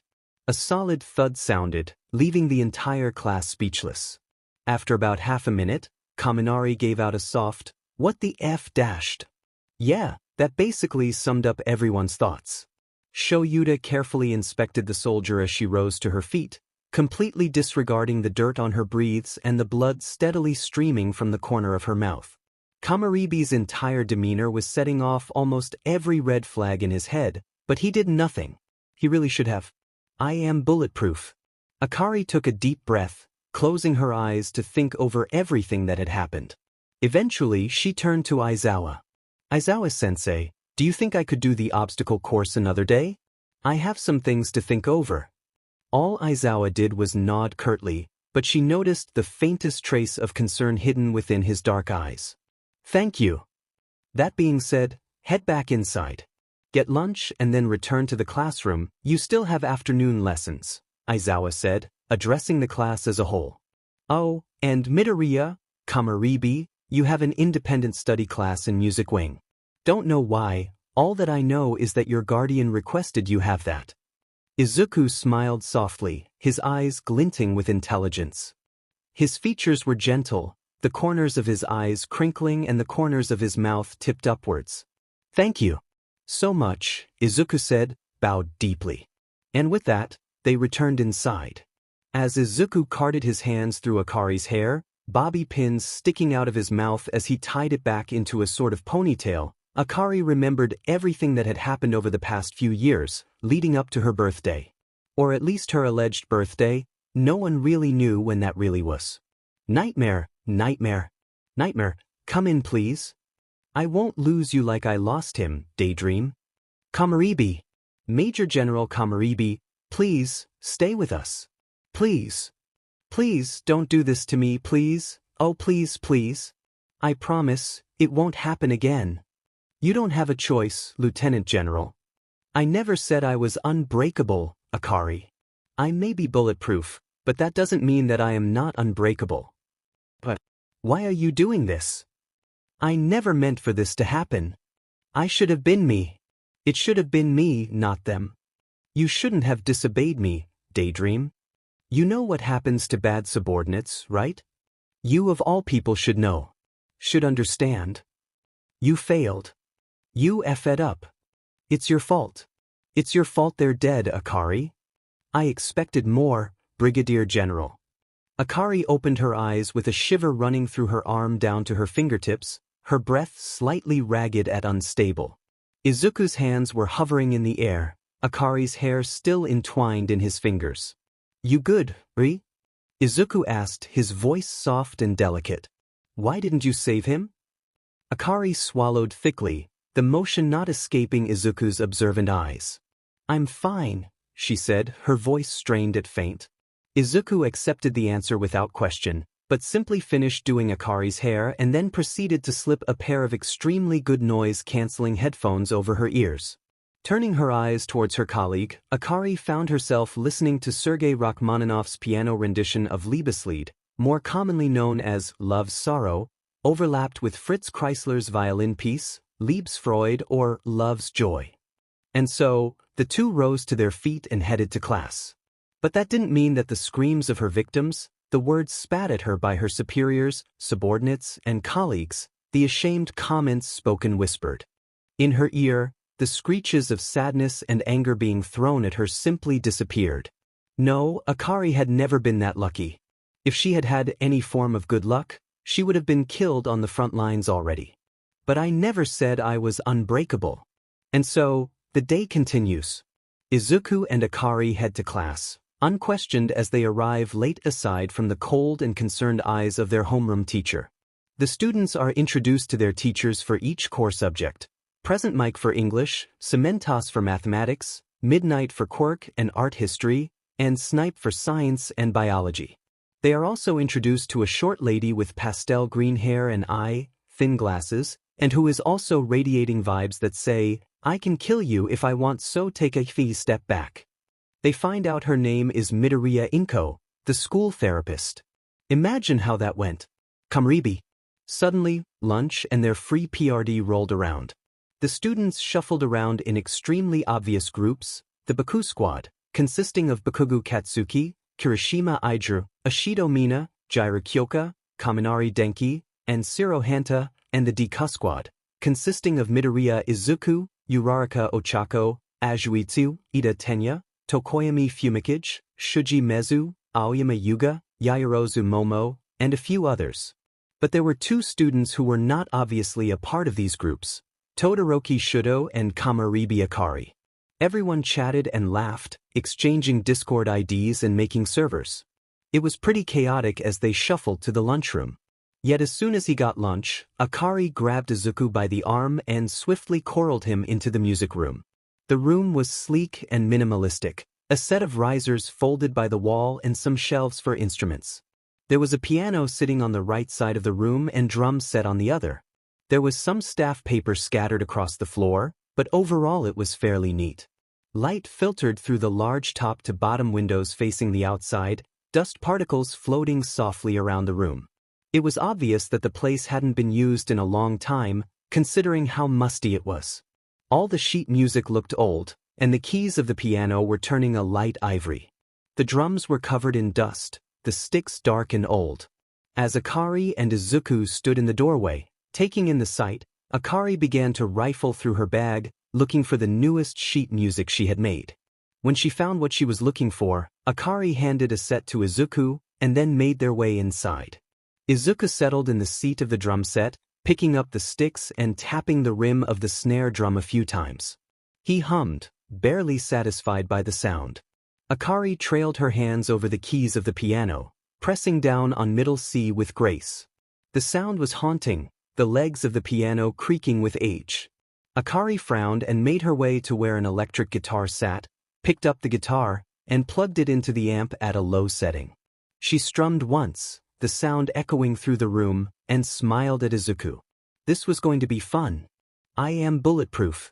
Kyoka felt her ear jacks vibrate, proving her theory that someone was playing music. Standing up abruptly, she gathered her items and sprinted in the direction of the noise. She could hear the sound of her classmates' shoes clattering against the sleek tile floors, them following her as she weaved through the hallways. As the music grew in sound, Kyoka noted that it was a guitar, drums, and someone singing. She didn't recognize the song, thus assuming it was an original. Suddenly, Kyoka came to a stop in front of the music room simultaneously with the music, the people inside pausing and chatting for a few seconds. She caught a few snippets, one saying, "You should repeat the riff there, I think it'd sound pretty good," and the other replying with, "Can you add the crash here, there, and here? Oh, and use the bass at the end." As the two started up again, Kyoka threw open the door. Inside was Midoriya Izuku sitting at the drums, blasting out a rhythm with the expertise only someone who had been playing for years could have. The other was the enigma of the class, Kamaribi Akari. She was standing facing the right wall, doing a guitar solo as her fingers flew over the keyboard. After a stunning solo, they began the chorus again. Kamaribi opened her mouth, and Kyoka was half expecting her to stumble or sound horrendous, but Kyoka was oddly mistaken.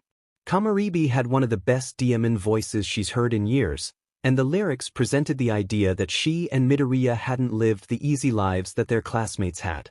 "Can anybody hear me? I'm standing right here. Please tell me you can see me. I don't want to cry all alone anymore.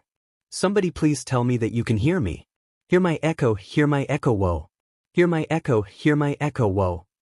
And with that, the bass hit, the last chord was strummed, and there was silence. Both Kamaribi and Midoriya were breathing, sweat dripping slowly down their foreheads. Kyoka, in awe, raised her hands and began to clap furiously, her eyes wide. Kamaribi whipped her head around to stare at her, only to be greeted by the entire class staring in wonder. "That was amazing," she said, the words escaping from under her tongue before she registered them.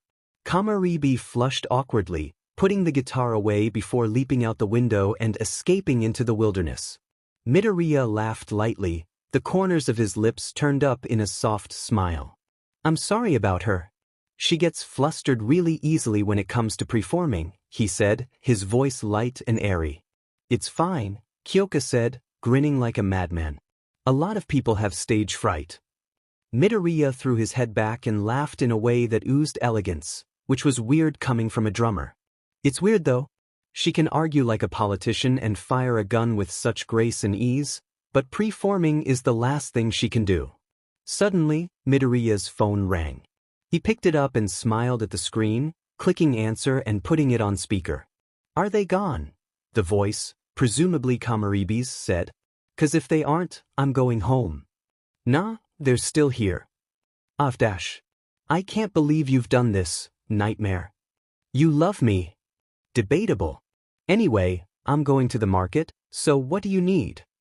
Can you get some ice cream and bananas? Oh, and chicken cutlet. I'm making katsudon tonight. Okay, see you later. Bye. And with that, the final bell rang. Izuku wandered down the streets, weaving through crowds as he slowly made his way to the spot where he and Akari always met, a small, secluded cafe with amber-stained windows that went from the floor to the ceiling, making a wall. As Izuku opened the door, he was greeted by a pair of tired purple eyes staring glumly at him. Standing in the doorway, Izuku let his eyes flicker around, taking in the sights he had seen so many times. You good? The purple barista said, quirking an eyebrow upwards. Izuku smiled softly, adjusting his jacket. Yeah, just tired. Today was rough, he said, raising his arm to scratch the back of his head in feigned drowsiness. Blend in, Izuku. You've been doing this your entire life. This isn't the time to suddenly be unable to do so. Anyway, you're new here, right? Do you know if Kai is around? Purple Eyes turned around and called, Kai? You here? Yes, sorry. Is Izuku here? He's kind of short dash. I'm effing offended. Has literally a million freckles and green eyes and hair. The boy turned to look at him, inspecting every inch of his body. Yeah, I would assume so. Why? Make him a cup of coffee blacker than your soul and then toss in some tequila, bourbon, and 5-hour energy. W dash. Just do it, kid. He's a regular. Purple hummed slightly and then turned around to the whirring machine behind him, pulling some levers and pushing some buttons, shoving various beans into the thing. So you're a regular? Yeah, Izuku replied, scrolling through the Discord for spec. But you knew. The purple boy nodded, bending down to take out some alcohol and energy drinks. Yep. Your name is Izuku, right? Midoriya, actually. Midoriya Izuku. The corners of his lips turned down ever so slightly for the briefest of moments. And you are? Shinso Hitoshi, a pleasure to meet you. Their conversation flourished from there, the two hitting it off from the moment they started to talk about Dungeons and Dragons. The subject of quirks seemingly never came up in casual conversation, which Izuku was extremely thankful for.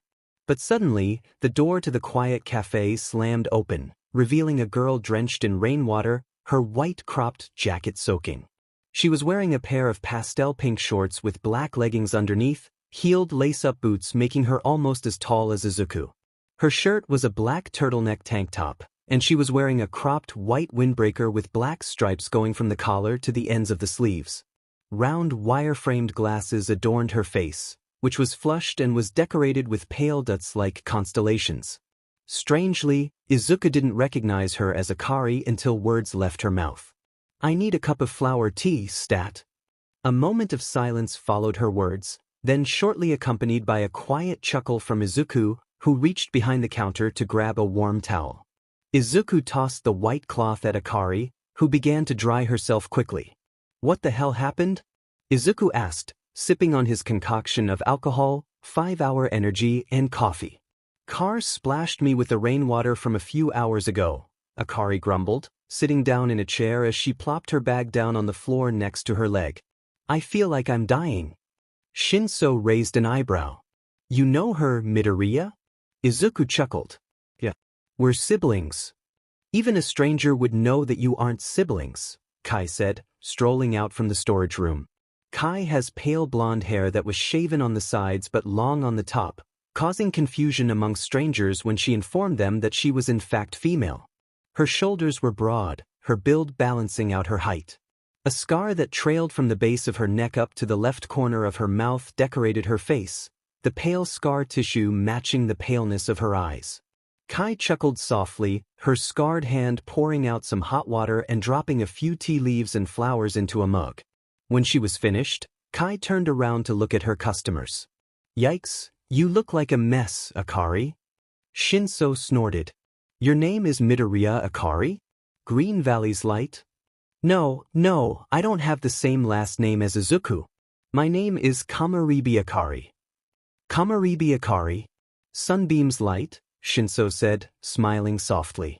It suits you. Shinso Hitoshi, Izuku said. Truthful people. Shinso looked surprised, those deep purple eyes widening ever so slightly. All right then. Akari smiled too, an expression not often found on the general's face. Kai Owari, meeting the end. That's ominous. Doesn't suit me, does it? Kai said, barking out a warm laugh. Besides, not every name suits someone. Izuku frowned. What about mine? Green Valley. Long time? How does that work? I think, Akari started, taking her glass mug from Kai, that it means, the Green Valley shall exist for a long time. Then what about Hinata Izuku? Akari frowned, as she knew about what had happened to Izuku before he was picked up by Yamamoto. Hinata, sunny place, toward the sun. Izuku, long time.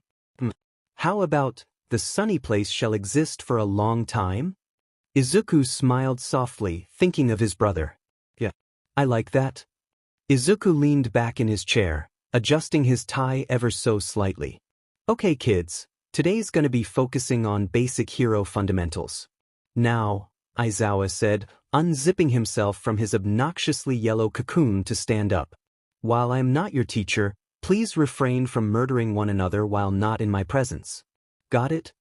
Without waiting for an answer, Aizawa simply opened one of those jelly pouches, grabbed his sleeping bag, and waltzed out the door.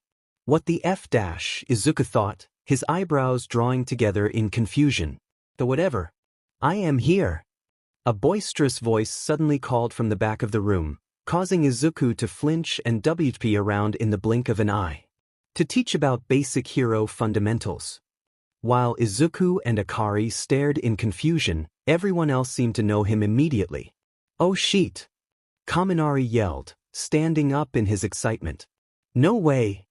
Ashido screeched, followed by a quick comment. I knew he was teaching, but I thought that it'd be with the third or second years. Everyone was going wild, causing the pandemonium to grow at a steady rate. Eventually, the room quieted, but not before Izuku raised his hand to pop the question. Who is this? His fellow classmates froze, shock written on their faces. They slowly turned towards him, their eyes wide. How do you not know him? He's the #1 hero. Uraraka said, her voice faint with shock. At this, Akari whipped out her phone and Googled, who's the #1 hero Japan? After a second, her eyebrows shot upwards as she handed the phone to Izuku. As Izuku took her phone, he watched as Akari stood up, withdrew a blanket out of seemingly nowhere, crawled under her desk, wrapped herself in the strangely fluffy blanket, and began to cry.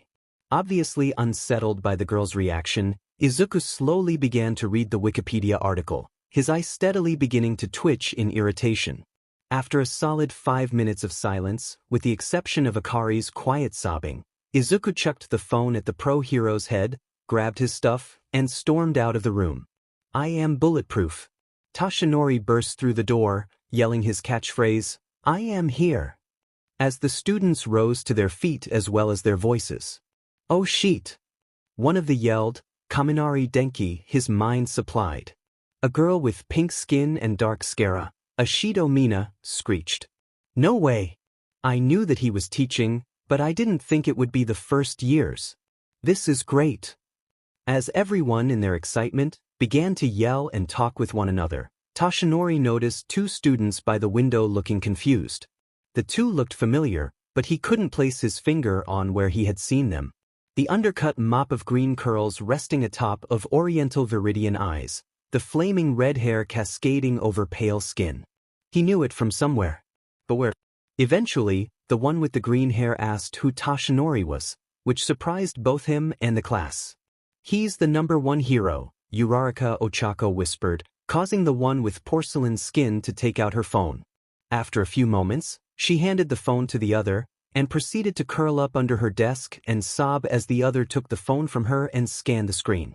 Following 5 minutes of tension so thick one could cut it with a knife, the green child suddenly threw the phone at Tashinori's head, anger burning in his eyes as he grabbed his belongings and stormed out of the room, leaving the other to cry alone.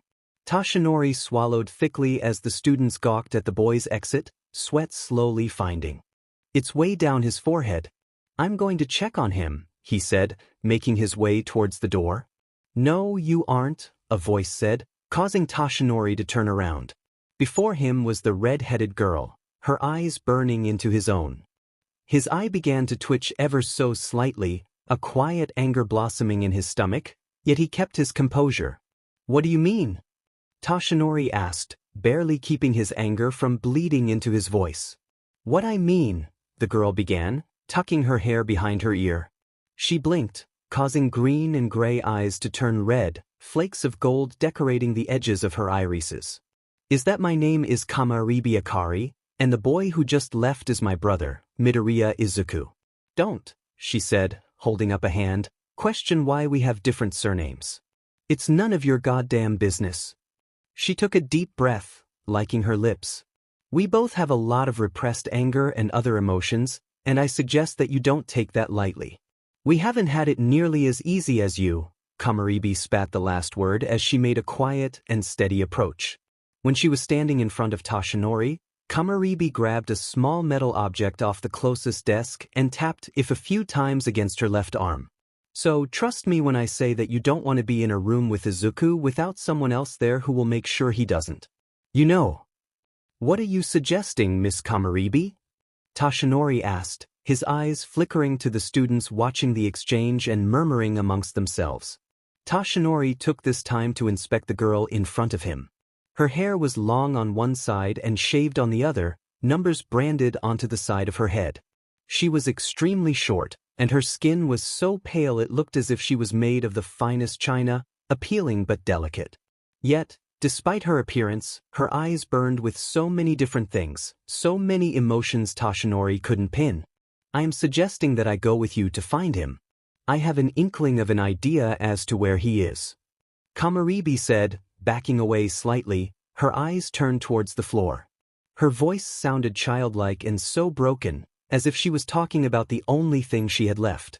"Maybe because Midoriya is all she has left," a dark voice in Toshinori's head whispered, a soft yet maniacal laugh escaping and vibrating through his skull. A chill was sent down his spine at the idea that this girl had close to nothing, except for the clothes on her back, the items in her bag, and her brother. The idea was disturbing, to say the least. But finally, as he and Kamaribi left the room, he remembered where he had seen them. "But I never said I was unbreakable." Toshinori smiled as he chewed on the pork bun, the steam rising like a snake in the cold winter air. Nana walked beside him, her hero costume replaced by a soft green hoodie and leggings. Her hair was down completely, the dark strands falling over her face. "This is really good," Toshinori said, turning his head to meet his MSDR's eyes. He really should get used to her being out of costume. After all, she was almost retired. "It's sure it," Nana said, grinning like a madwoman. She proceeded to completely devour her pork bun in a matter of seconds, a little bit of dough sticking to the corner of her mouth. The two laughed as they made their way down the street, conversation flowing easily between them. "Say, Toshi," Nana said suddenly, "do you have any family?" Toshinori averted his eyes immediately, deciding to finish his pork bun instead of answering. Yet Nana waited patiently for his answer, a soft smile stuck on her face. "Well," he finally said, his voice shaking slightly, "my parents abandoned me, and I had a sister." "Had?" Nana asked, curiosity piqued. "Had, as in she died," Toshinori quickly amended. "Last month, actually." Nana, instead of simply shrugging it off, pulled Toshinori into her side, wrapping her arm around him. "I have a son," she whispered after a few minutes of heavy silence, her voice cracked and weak. "His name was Akihiko." She cut herself off, quiet tears streaming down her face. "I had to abandon him. It wasn't safe for him to stay with me, and you know why. But that was probably the worst decision of my life. I finally reached out to him, and turns out he had 2 kids. Took a new name. Found a good woman. He's happy. Nana was abruptly cut off by the sight of a boy with a mop of green hair being shoved out the door, blood gushing from a cut on his forehead. He had various other wounds, each extremely big. The boy had a small bag with him, presumably with some belongings, clothes, and food. Tashinori felt Nana freeze beside him as her eyes took in the nameplate beside the apartment mailbox, her expression morphing into one of pure horror. The sign read, Hinata. No, Nana whispered, grief and guilt clouding her eyes. Are you ready to go, Hinata? A small voice called from behind the two adults. Tashinori turned to find a tiny girl standing in front of two military officers, her hands folded neatly behind her. We need to get to base by morning. The girl had heterochromatic eyes, each glinting in the moonlight above. She had burning red hair that made her china skin seem warmer, porcelain freckles forming constellations on her cheeks. The look in the girl's eyes was painful to look at, a cold, calculating, intelligent numbness burning like a golden inferno within. She looked like a doll. The boy, Hinata, scrambled to his feet, putting more weight on his right leg than his left. Yes, Kamaribi, Hinata said, pushing between Tashinori and Nana. Kamaribi smiled, the expression creepy on the doll's face. It was unsettling. Perfect, she hissed between her teeth. And then they left. So, I would like to address some things concerning this FIC, such as the special force Izuku and Akari work with, the era this takes place in, and the words I have used in this FIC. If you have no issues thus far into the story, great, but someone did point some things out to me that I now feel like I should address. This FIC takes place 200 years forward from present day, meaning that in their time it's 2216. I'm pretty sure. I can't math. This means that technology, society, schooling, government, and military in Japan have all changed along with the world's major events and politics. I had a comment that pointed out reasons as to why there would be no fighting in Vietnam like I have stated in an earlier chapter. There are very specific reasons as to why there is fighting there which I will not be disclosing, as that is important to the storyline. However, if you truly need to know, I urge you to comment below and I will explain it. Another issue that someone had was my wording when describing the characters and their appearances. General Nakamura, from Chapter 1, not the prologue, mind you, was described as, and I quote, one of the many officers of color in the Japanese military, but he was one of the few officers to have reached a high ranking like general. I understand that all people are technically people of color, but I simply wanted to emphasize the fact that he had a darker skin tone in comparison to those around him to add contrast to the scene. Also, I did not mean that Nakamura was tan, I meant to say that he was Nigerian, but I couldn't find a good way to mention that without disrupting the mood of the setting. I would also like to address that this story is completely fiction and that, when writing the previous chapters, did not think that anyone would bring up how not everything matches up with modern day and past. Political issues. I also use the word Oriental as a way to describe Izuku's eye color, and not his eyes themselves. The shade of Izuku's eyes is Oriental Viridian, which is a darker shade of green. If I caused any confusion by using this word, I deeply apologize and hope that this cleared that up. Furthermore, going back to how it's 200 years later and how things have changed, I would like to note that due to rising tensions between certain countries, I'll get to that later in the FIC, but I will provide answers in the comments section if you ask. A new and more specialized force that works in espionage and assassination was formed. They also work in other fields when necessary. This is the special force I continually mention in the story and does not actually exist in the present-day Japanese military. I apologize if I have caused anyone confusion or have offended anyone with my words. I just wanted to clear that up. If you have any extremely in-depth questions about the FIC, I suggest that you join my Discord server so that we can have a conversation more focused on that subject. Thank you for your time. And I apologize if this entire notice sounds more like an essay and bored you to death. Have a nice night, my flowers. Garden. Discord server https://discord.gg/43sq86a. PS about the next chapter, it's going to involve some of my own political opinions about certain subjects such as female rights, a few things about the LGBTQ+ community, and more. This is just a heads up on that. So yeah. That about covers it.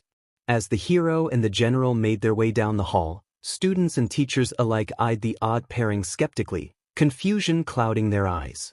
The two walked swiftly and silently, like ghosts wandering the streets of Tokyo at night. Eventually, they reached Nedza's office, Kamaribi rapping on the door before entering, announcing her presence quietly. The scene they walked in on though was mildly concerning, to say the least.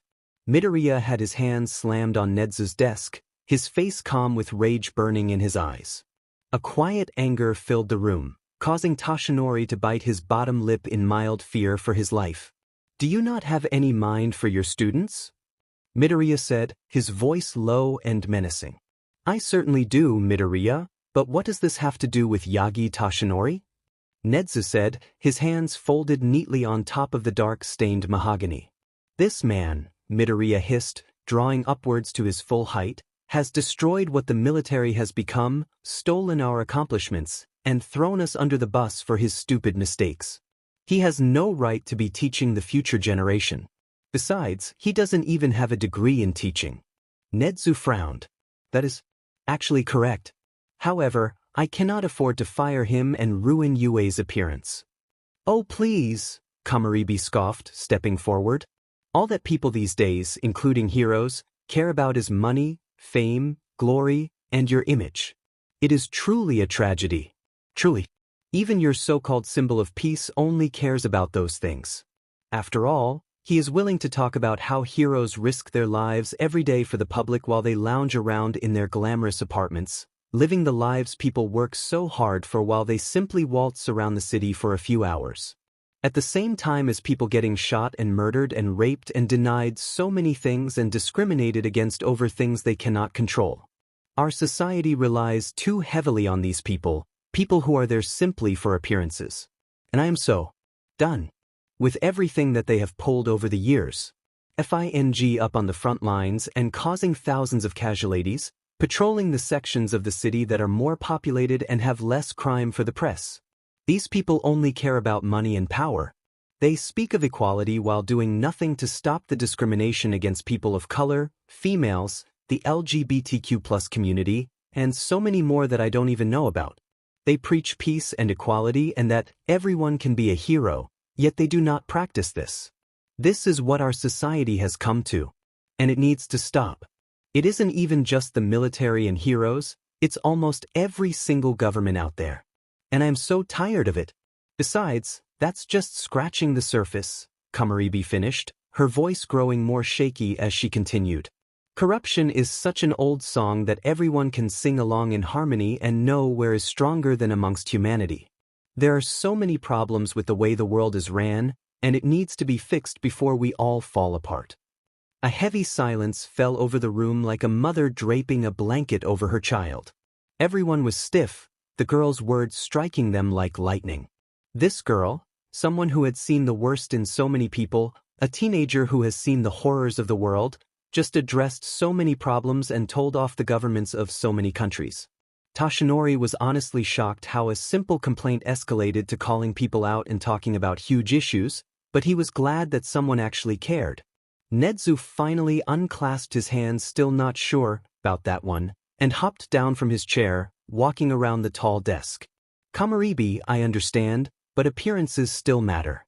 Yue plays a huge role in today's politics and government, and dash. And that's the problem, isn't it?"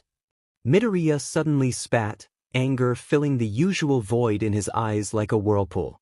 Heroes should have close to no say in what happens concerning laws and legal matters, but should act as an aid to the police department.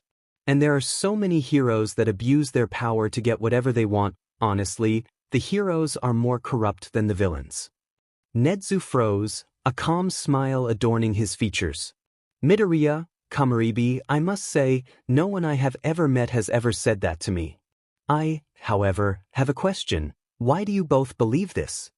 Silence fell over the room once again as the two officers looked at one another, shock painted across their faces. Toshinori smiled at this. Perhaps they were starting to come around to the notion that not all people were corrupt. After about 3 minutes, Kamaribi threw her head back and barked out a cold, careless laugh that struck everything Toshinori thought was happening down. "Why, you ask? Well, I'll give you an answer. Because the word agathocacological exists. It means composed of both good and evil, and thus, that applies to all people. Yin and Yang's philosophy, all good has evil in it, and all evil has good in it. Heroism is full of contradictions, and so is villainy. Even if Sonic has contradictions, Kamaribi said, rolling her eyes. Midoriya squinted at her, confusion clouding her gaze. Christ, Nightmare, you really need to watch Unraveled. So basically there are these things called Chaos Emeralds that are like a physical form of all the gross and horrible shit people do, and this dude wants to launch them into space. At the end of the day, launching them into space would get rid of all that gross stuff, which would benefit the masses. Except, in the game, you need to stop the dude from launching them into space, thus allowing people to do things like litter and abuse people and be complete and utter a-holes. This is a FING video game. Heroes and villains have one thing in common: they do what they think is right. Villains often try to rip apart the government and rebuild it with the intention of creating a more just and fair society. Heroes do whatever they can to ensure that peace and prosperity is sustained, thus destroying the chances of our government and society being repaired and fixed compared to the mess it is now. Both sides are trying to do what they think is right.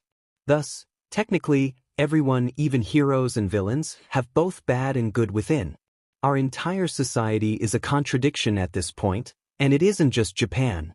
It's the whole world, and no one had bothered to do anything about it aside from slapping labels on one another and screeching about beliefs, Kamaribi said, her unblinking gaze staring into Nedzu's soul. And that's just dipping our toes into the shallows.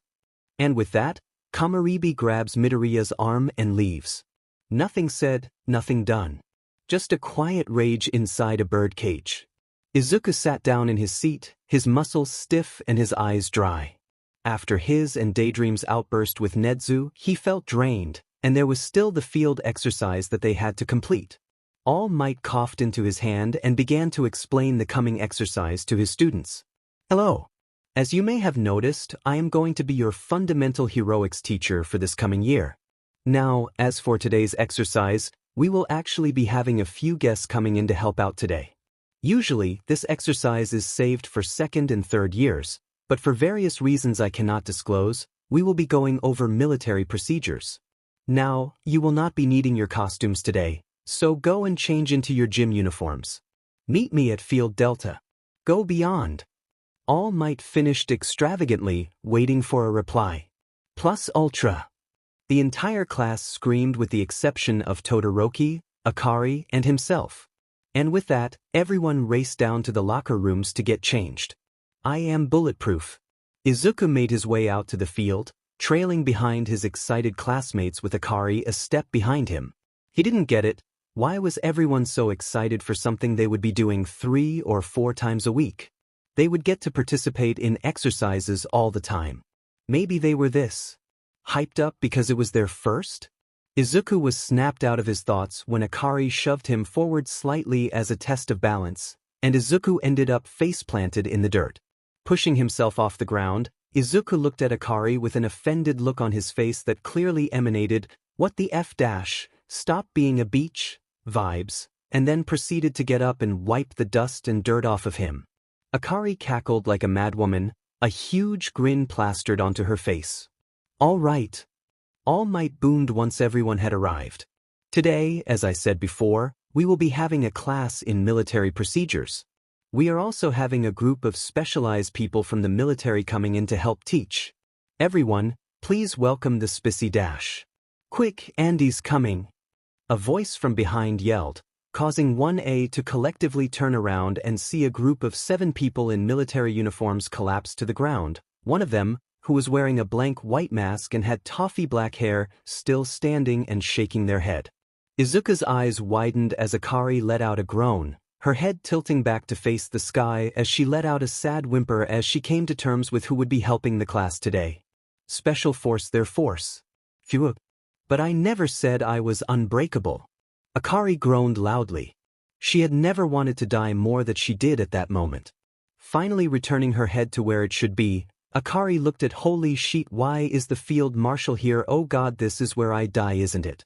Hello, the field marshal said, their voice distorted through the voice changer they wore. We are Special Force 1, a specialized unit full of absolute idiots who are strangely good at their jobs. Immediately, the other 6 in the group were on their feet, standing at parade rest. At least they can get their buttes in gear when it counts, Akari thought bitterly. We will now tell you our call signs, names similar to hero aliases. I am Phoenix. Kingpin, the man at the end of the line said, whipping into attention as he said his call sign. Kingpin had black hair that was pulled back into a high bun, a scar running from his jaw down to the base of his neck. He had a stoic face which contrasted deeply with his personality. Ghost, another said, his hair black and spiky. Ghost had piercing blue eyes and appeared to be 80% burned tissue stapled together badly. Todoroki stiffened when he looked at him, and Ghost's eyes widened ever so slightly before returning to parade rest. Hacker, said a woman, her short, bobbed blonde hair framing her face.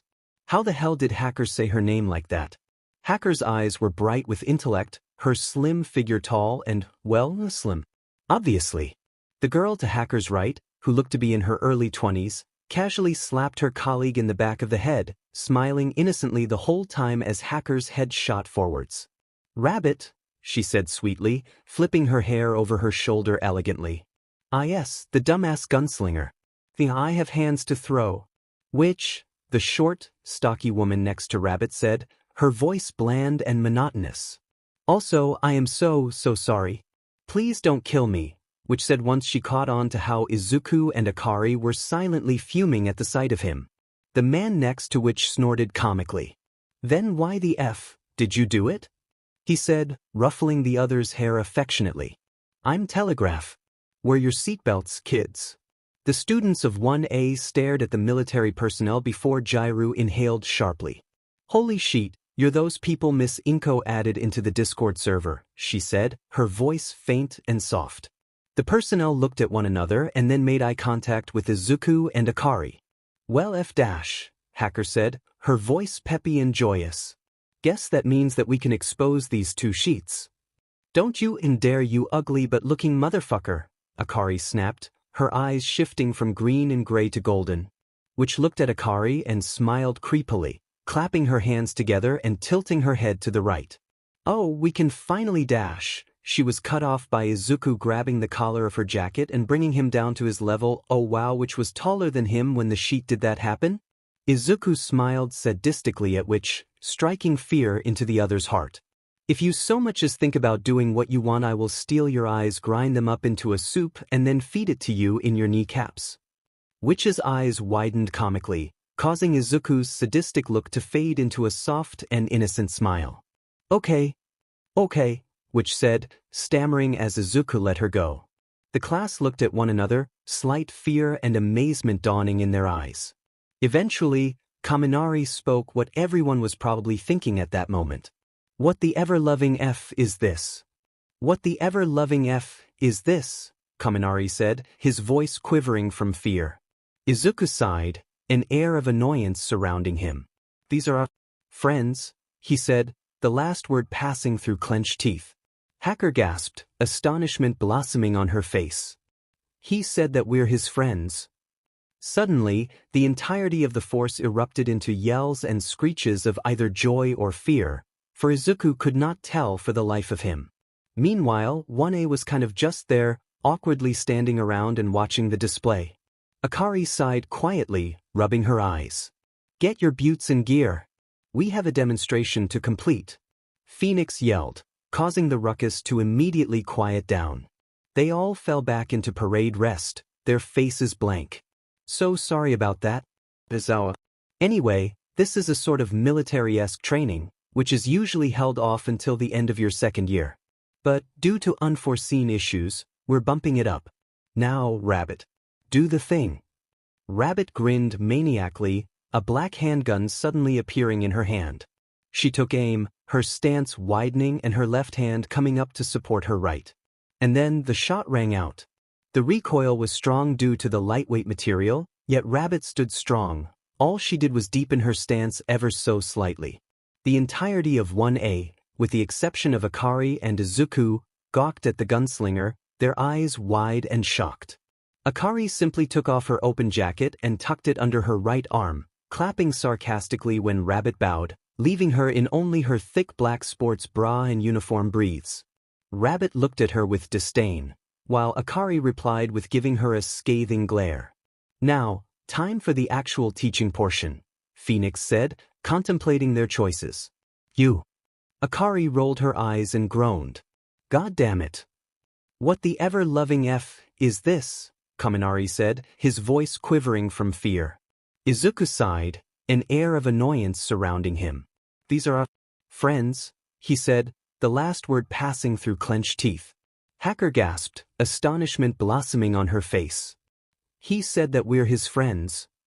Suddenly, the entirety of the force erupted into yells and screeches of either joy or fear, for Izuku could not tell for the life of him. Meanwhile, 1A was kind of just there, awkwardly standing around and watching the display. Akari sighed quietly, rubbing her eyes. Get your buttes in gear. We have a demonstration to complete. Phoenix yelled, causing the ruckus to immediately quiet down. They all fell back into parade rest, their faces blank. So sorry about that, Aizawa. Anyway, this is a sort of military-esque training, which is usually held off until the end of your second year. But, due to unforeseen issues, we're bumping it up. Now, Rabbit. Do the thing. Rabbit grinned maniacally, a black handgun suddenly appearing in her hand. She took aim, her stance widening and her left hand coming up to support her right. And then the shot rang out. The recoil was strong due to the lightweight material, yet Rabbit stood strong. All she did was deepen her stance ever so slightly. The entirety of 1A, with the exception of Akari and Izuku, gawked at the gunslinger, their eyes wide and shocked. Akari simply took off her open jacket and tucked it under her right arm, clapping sarcastically when Rabbit bowed, leaving her in only her thick black sports bra and uniform breathes. Rabbit looked at her with disdain, while Akari replied with giving her a scathing glare. Now, time for the actual teaching portion, Phoenix said, contemplating their choices. You. Akari rolled her eyes and groaned. God damn it. What, ma'am? Phoenix gave her a look, and Akari immediately fell back with an apology. Sorry, ma'am. Anyway, your dearest classmates would be simply delighted to provide a demonstration as to how to fire a Ruger SR-9Z semi-automatic handgun, wouldn't they? The field marshal said, pinging their head to the side and smiling slyly. Akari felt Izuku stiffen beside her, so she went to comfort him, like any good sibling would do. Grabbing his cold hand in her metal one, Akari squeezed softly to let him know that if one of them went out, they both did. And they would always go out with a bang. Literally. Bang bang went the gun. Izuku extended his hand, and Phoenix handed him the gun gracefully before allowing him to take a stance and aim for his target, which was about 300 meters away from where they were standing. He held the handgun with an iron grip, his hands clenched tightly around the handle as he checked the ammo. The green-haired boy bit his lip as he remembered what his commanding officer had said. Sergeant Midoriya, you are supposed to be better than this. I expected more from you, but I guess you're simply a useless, soulless killer. A marionette puppet. And I suppose that that's all you're ever going to be. He swallowed thickly at the thought as it dissipated. Taking a stance, Izuku raised the weapon and aimed, his body perfectly still as white noise filled his ears. His lungs rattled as he inhaled, his pointer finger fiddling with the trigger. You idiot! You can't even fire an air rifle correctly. What? You think your oh-so-powerful quirk is going to get you out of a life-or-death situation? Well, guess FNG what, you dumbass. It won't. Fire the goddamn gun, nightmare. Phoenix yelled suddenly, the sound piercing through the static in Izuku's head. So, he turned around to look at her. And he fired. Kagami Yuri was confused. Of course, that was kind of a given considering that their employee just attempted to kill them. Cold, calculating brown eyes peered out from Kagami Yuri's mask as their head was tilted, their earlobe bleeding, as a chunk of it was missing entirely. The crimson liquid dripped steadily onto their sleek gray coat, staining the high-quality fabric. Silence fell over the group, the green-haired child before Kagami staring directly into his employer's face, features bored and tired. He wore a school gym uniform, the jacket tied around his waist and showing the black tank top he wore underneath. So, the field marshal said, tone steady and even despite their injury. You're a turncoat, I assume, Midoriya? Midoriya let his arm drop to his side, the gun in his hands cold and clean as he turned the safety on again. Maybe, maybe not. See, that depends. Am I even here? He said, voice matching the others. See, I suggest we play a game, you and I, Midoriya said as he raised his hand to inspect the firearm in his possession. The students and faculty around him were dead silent, shock still painted onto their features. Suddenly, Midoriya tossed the gun to Kagami casually, and in response, they grabbed it out of the air. Midoriya drew his own firearm from the loose belt he wore, the silver metal gleaming in the sunlight. In both guns, there is only one bullet in the chamber. Kagami Yuri flicked open the chamber to check. They gestured for Midoriya to show them his own, which also only had one bullet. We spin the chambers and close them without looking, Midoriya said casually as he spun his chamber. And then? Kagami Yuri asked. Midoriya's lips split into a Cheshire grin as he flicked his wrist, causing the chamber to lock into place. He raised the gun and placed it under his chin as he maniacally played with the safety. And then we fire. I am bulletproof. Akari iddy in a breath as he heard her sibling whisper those words, so faint that they could barely be heard. Wait dash, Aizawa started, only to be silenced as Akari threw him a glare. Aizawa, you have no jurisdiction as of right now, she spat, words clipped and professional. This is military business only, I would suggest you back down. The field marshal contemplated their choices, twirling a loose hair around their pinky before clocking the still spinning chamber into place. They then removed the chamber and spun it once again. And what is the prize? Whoever lives gets to keep their position, the green-haired boy responded leisurely, causing his opponent to smile creepily. Are these terms satisfactory to you, Kagami Yuri? And so, Kagami Yuri flicked their wrist, and the chamber locked into place. You certainly are a sly one, Shimura Hinata. Dearest Kamaribi, would you be so kind as to be our referee? Akari nodded stiffly, walking over to stand between the two. The rules and conditions are set in place. 1. You may only have one bullet in the entirety of your gun's chamber. 2. You are not to alter the location of the bullet after locking the chamber into place. 3. You are only to fire at yourself and no one else. 4. No usage of quirks is permitted. Do I make myself clear? She said, voice steady. Both participants nodded, a gesture for her to continue. The conditions consist of the following. Whoever lives is allowed to keep their post. If you get shot, you get shot. No medical assistance is allowed. This is a gamble with life and death. Are both parties sure they wish to continue? Another nod. Akari could feel the dread settling into the bottom of her stomach. Then on the count of 3, you are both to fire. If neither gets shot, you are to shift your chamber one to the left without looking at the bullet's placement. We will repeat the CY seal until we have a winner. The redhead took a deep breath, her eyes sad as she peered at her fellow employee. 1, she said, and both opened their chambers again and spun them clockwise. 2, both flicked their wrists to the right, locking the chambers into place. Akari raised her hands and they brought their guns to the underside of their chins. 3. 2 shots rang loud in the clearing. And one body fell to the ground, blood pooling around them as the other cackled maniacally. Akari stared at the scene before her, shock and anger and sadness and pain tainting her vision. She knew nothing, thought nothing. These sorts of games were commonplace amongst enlisted soldiers, shooting games and duels. However, most of the time, no one died. No one would shoot out of fear. This, however, was not one of those times.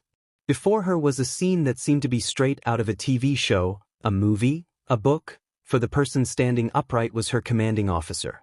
Akari's lip trembled as she felt her eyes begin to burn, Kagami Yuri still laughing comically as bystanders stared in disbelief. Suddenly, a single voice cut across the repetitive sound. I thought this was supposed to be a training exercise, she heard Ishido Mina whisper, and suddenly, Akari snapped. The red head slowly bent down and gripped the cold metal of the gun's barrel, the blood staining her porcelain hand as she tossed it into the air and caught it by the handle. She flicked her wrist to the side, causing the chamber to open, and she spun it a few times, inserting 3 bullets randomly. After pinging her hand to the left, forcing the chamber closed, She approached the field marshal, eyes turned down. Her arm raised, and the barrel lined up exactly between Kagami Yuri's eyes. "What are you doing, General? Don't tell me that you're a traitor too?" They spat, the words burning Akari to her very core. After a few moments of silence, Kagami opened their mouth again, as if to play with Akari more than she had already been played with. However, Akari beat them to the punch. "No, I'm not a traitor."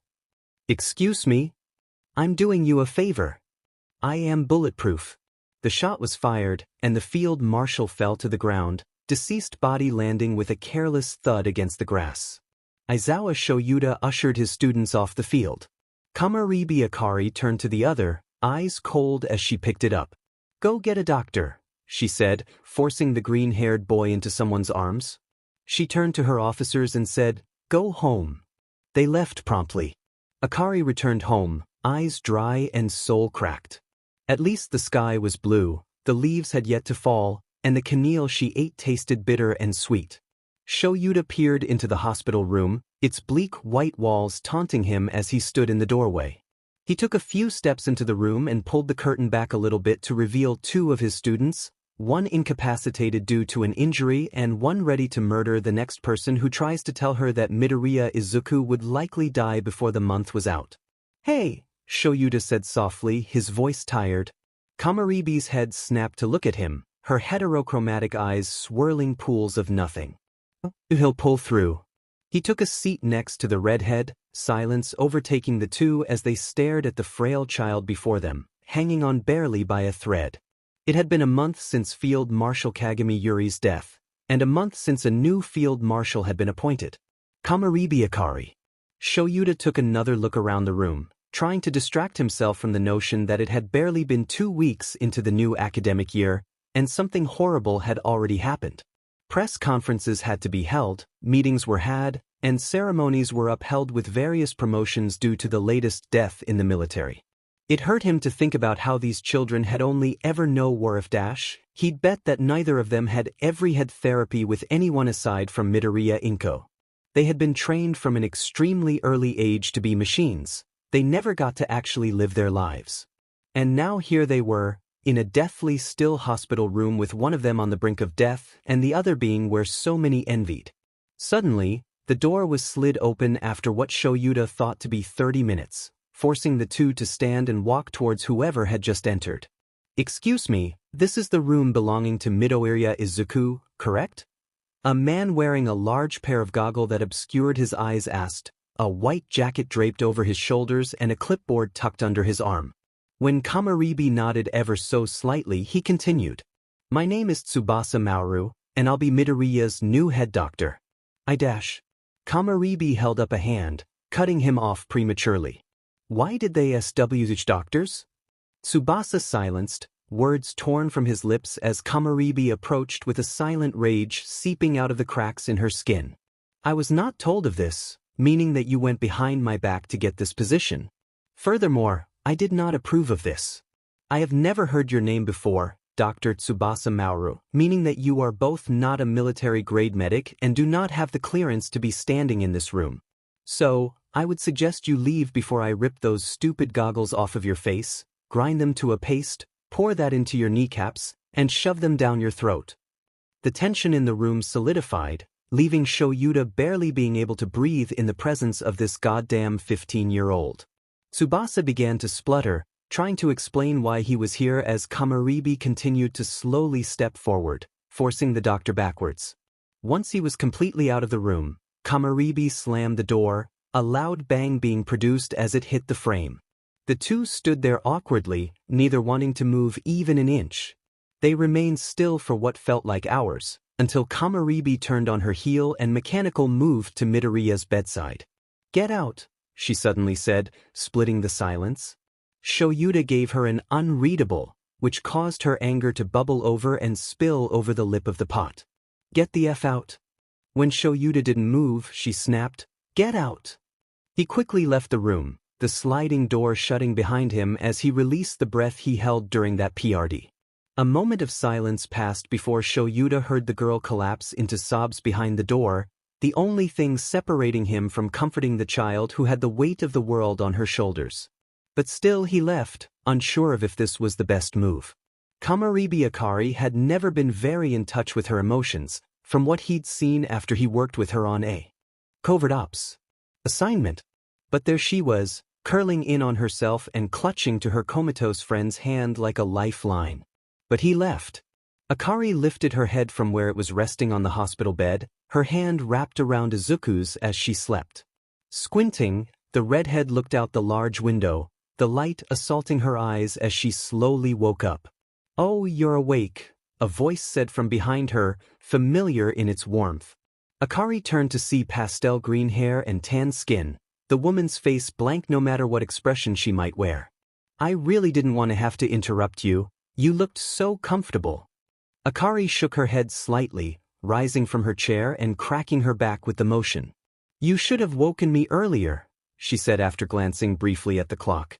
Akari turned to look at Inko, her eyes tired as she took in her surroundings once again. "Well, you needed more sleep." "Still do, but there isn't exactly anything I can do about that.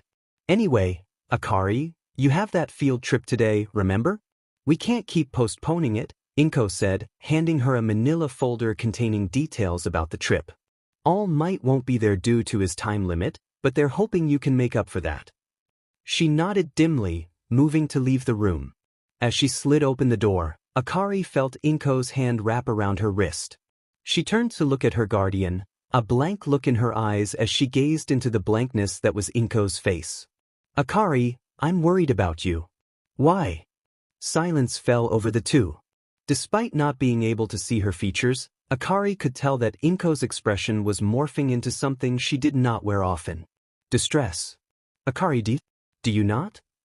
In Inko's confusion, Akari ripped her hand from the elder woman's grasp. "Excuse me, but I have a class to attend. I am bulletproof." Shuda's eyes scanned his students' faces, examining them to see if anything was off. They all seemed to be doing relatively fine since the incident. With the exception of the obvious, everyone seemed unperturbed. However, at the back of the crowd was a girl with fiery red hair, her eyes tired and expression blank. Kamaribi looked distressed, which was understandable considering her concern about Midoriya. Of course, while the girl was technically his coworker, Shoyuta couldn't help feeling a slight need to help her. While 13 prattled on about how the utilization of a quirk is what really mattered, Shoyuta continued to contemplate Kamaribi Akari. Shoyuta knew that Kamaribi hadn't had the healthiest childhood, and that she had been raised to essentially be a weapon for the military to use. A pet to the former field marshal. But aside from that, he knew very little about her. And honestly, that scared him. Shoyuta watched as Kamaribi stiffened, raising her blank eyes to meet his. He pet an eyebrow in question, and Kamaribi tilted her head to the left as a brief signal. Subtly, Shoyuta looked in the direction she gestured towards, and saw a swirling abyss. Hoping that Kamaribi would get the message that he was going to engage, he quietly slipped from the group and made his way to the center plaza. Shoyuta vaguely realized that Kamaribi had followed, briefcase in hand as she trotted down the stairs leisurely. The girl's usual uniform was replaced with a black blouse and white vest, her slacks as stark as her top. On her feet were a pair of stilettos, and a beige trench coat draped over her figure, making her seem far less assuming. Her bright red hair was pulled up into a loose bun, strands of red framing her features. Shoyuta mentally snorted at how casual she was about the potential threat, watching from the corner of his eye as she walked up to stand beside him. While he had tried to ensure that his students did not notice his and Kamaribi's sudden departure from the group, Shoyuta could hear the class beginning to murmur amongst themselves about the two of them leaving. God, this was going to be a ride, wasn't it? But I never said I was unbreakable. Akari sighed deeply, rolling her eyes as she looked at the swirling abyss before her. She watched, expression trained to boredom and indifference, as various people walked out of the darkness. She scanned their faces, blowing a pink bubble as a tribute to how little she cared. But then a 20-something-year-old man with blue hair stepped out of the assumed portal, a corpse's hand stuck to his face. He scratched his neck casually, looking out at the area around them. The man's gaze trained on the students behind them. A few golden eggs. But no All Might, how disappointing, he sneered, voice irritated. Akari, impatient, walked up to the man and snapped her fingers in front of him several times. Dums, I don't need you monologuing for 30 minutes, just tell me why you're here so I can beat the shit out of you. The man froze, and Akari assumed that his eyes widened behind his hand mask thing. Suddenly, he began to cackle, his voice raw and the sound broken. Oh, it's you, Kamaribi Akari, he said, the words dripping with contempt. He slowly reached up to remove his mask, and Akari looked into deep red eyes as the man's chapped lips split into an unsavory smile. How good is it to see you again? Recognition flashed through her mind as Akari's jaw clenched so tightly it hurt. Shimura Hinata Tenko. Escapism. Time seemed to freeze as Akari and Tenko made eye contact, one in giddiness and the other in a quiet shock. However, after several seconds, Akari simply shoved one hand into her jacket's pocket and withdrew a glue stick chapstick. You might want this. Also, maybe invest in a good moisturizer. You need it, she said, voice bland and apathetic. Akari tossed the stick to Tenko casually. Tenko growled at her slightly before turning to the large black thing beside him. Nomu, he said, voice low and grim. Let's send a message. Take her out. Suddenly the thing, the Nomu, her mind listlessly supplied, launched forward at Akari, its hand reaching for her throat. However, she ducked, narrowly escaping the chokehold. Wow, you let the government turn your brother into a weapon and you do the same to more innocent people? The Nomu lashed out at her again, and she blocked it with her briefcase with grace and elegance. How rude! While the Nomu's arm was stretched out, she quickly wrapped her arms and legs around the limb and forced the thing to the ground. Erase her head. Go to the kids, I'll handle things here. Akari watched as the man hesitated slightly, a quiet worry sparking in his eyes before he took off towards his students. Akari duly noticed that half the class was missing, and the warp fellow was up where the rest of the class was, still standing by the entrance. Hey, Tenko, she called, voice slightly strained from the effort of keeping the Nomu down. Don't be a PP, take me on yourself. We should have a conversation. Tenko's eyes narrowed, a scowl finding its way onto his features. My name is Shigaraki Tamura, not Tenko. Akari rolled her eyes, sighed in exasperation at the man's immaturity. Yeah, and my name is Chunhua.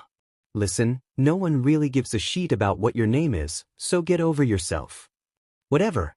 What do you want, Kamaribi Akari? I want to know why you just watched when I took your brother, and didn't even try to stop me. Okay, I'm going to preface this with the fact that I am so goddamn thankful that people actually liked this and supported my content.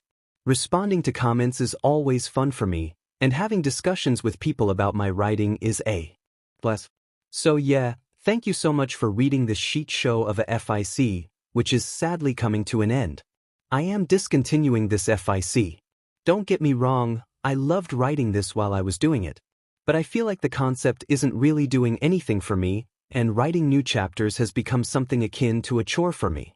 I started this FIC with no real intentions, and I didn't think anyone was actually going to like it, so I wrote it in a way that has made it so goddamn difficult to actually write now. I didn't outline for this, I had literally no plans. Only recently did I try to outline the rest of the story, and I realized that I cannot go anywhere with this now. I love the concept and I love the characters that I've created, and I know that you guys love them too. Especially Kamaribi. I've received many comments about how much people love Kamaribi, and I honestly can't blame ya. But I just can't keep up with it anymore, especially with everything that's been happening. Thank y'all so much for supporting this FIC. I'll be leaving it up on my page for a little while before taking it down, so if you want to reread it, feel free. And if anyone wants to take this concept and run with it, be my guest, I'd love to see what you do. To love us.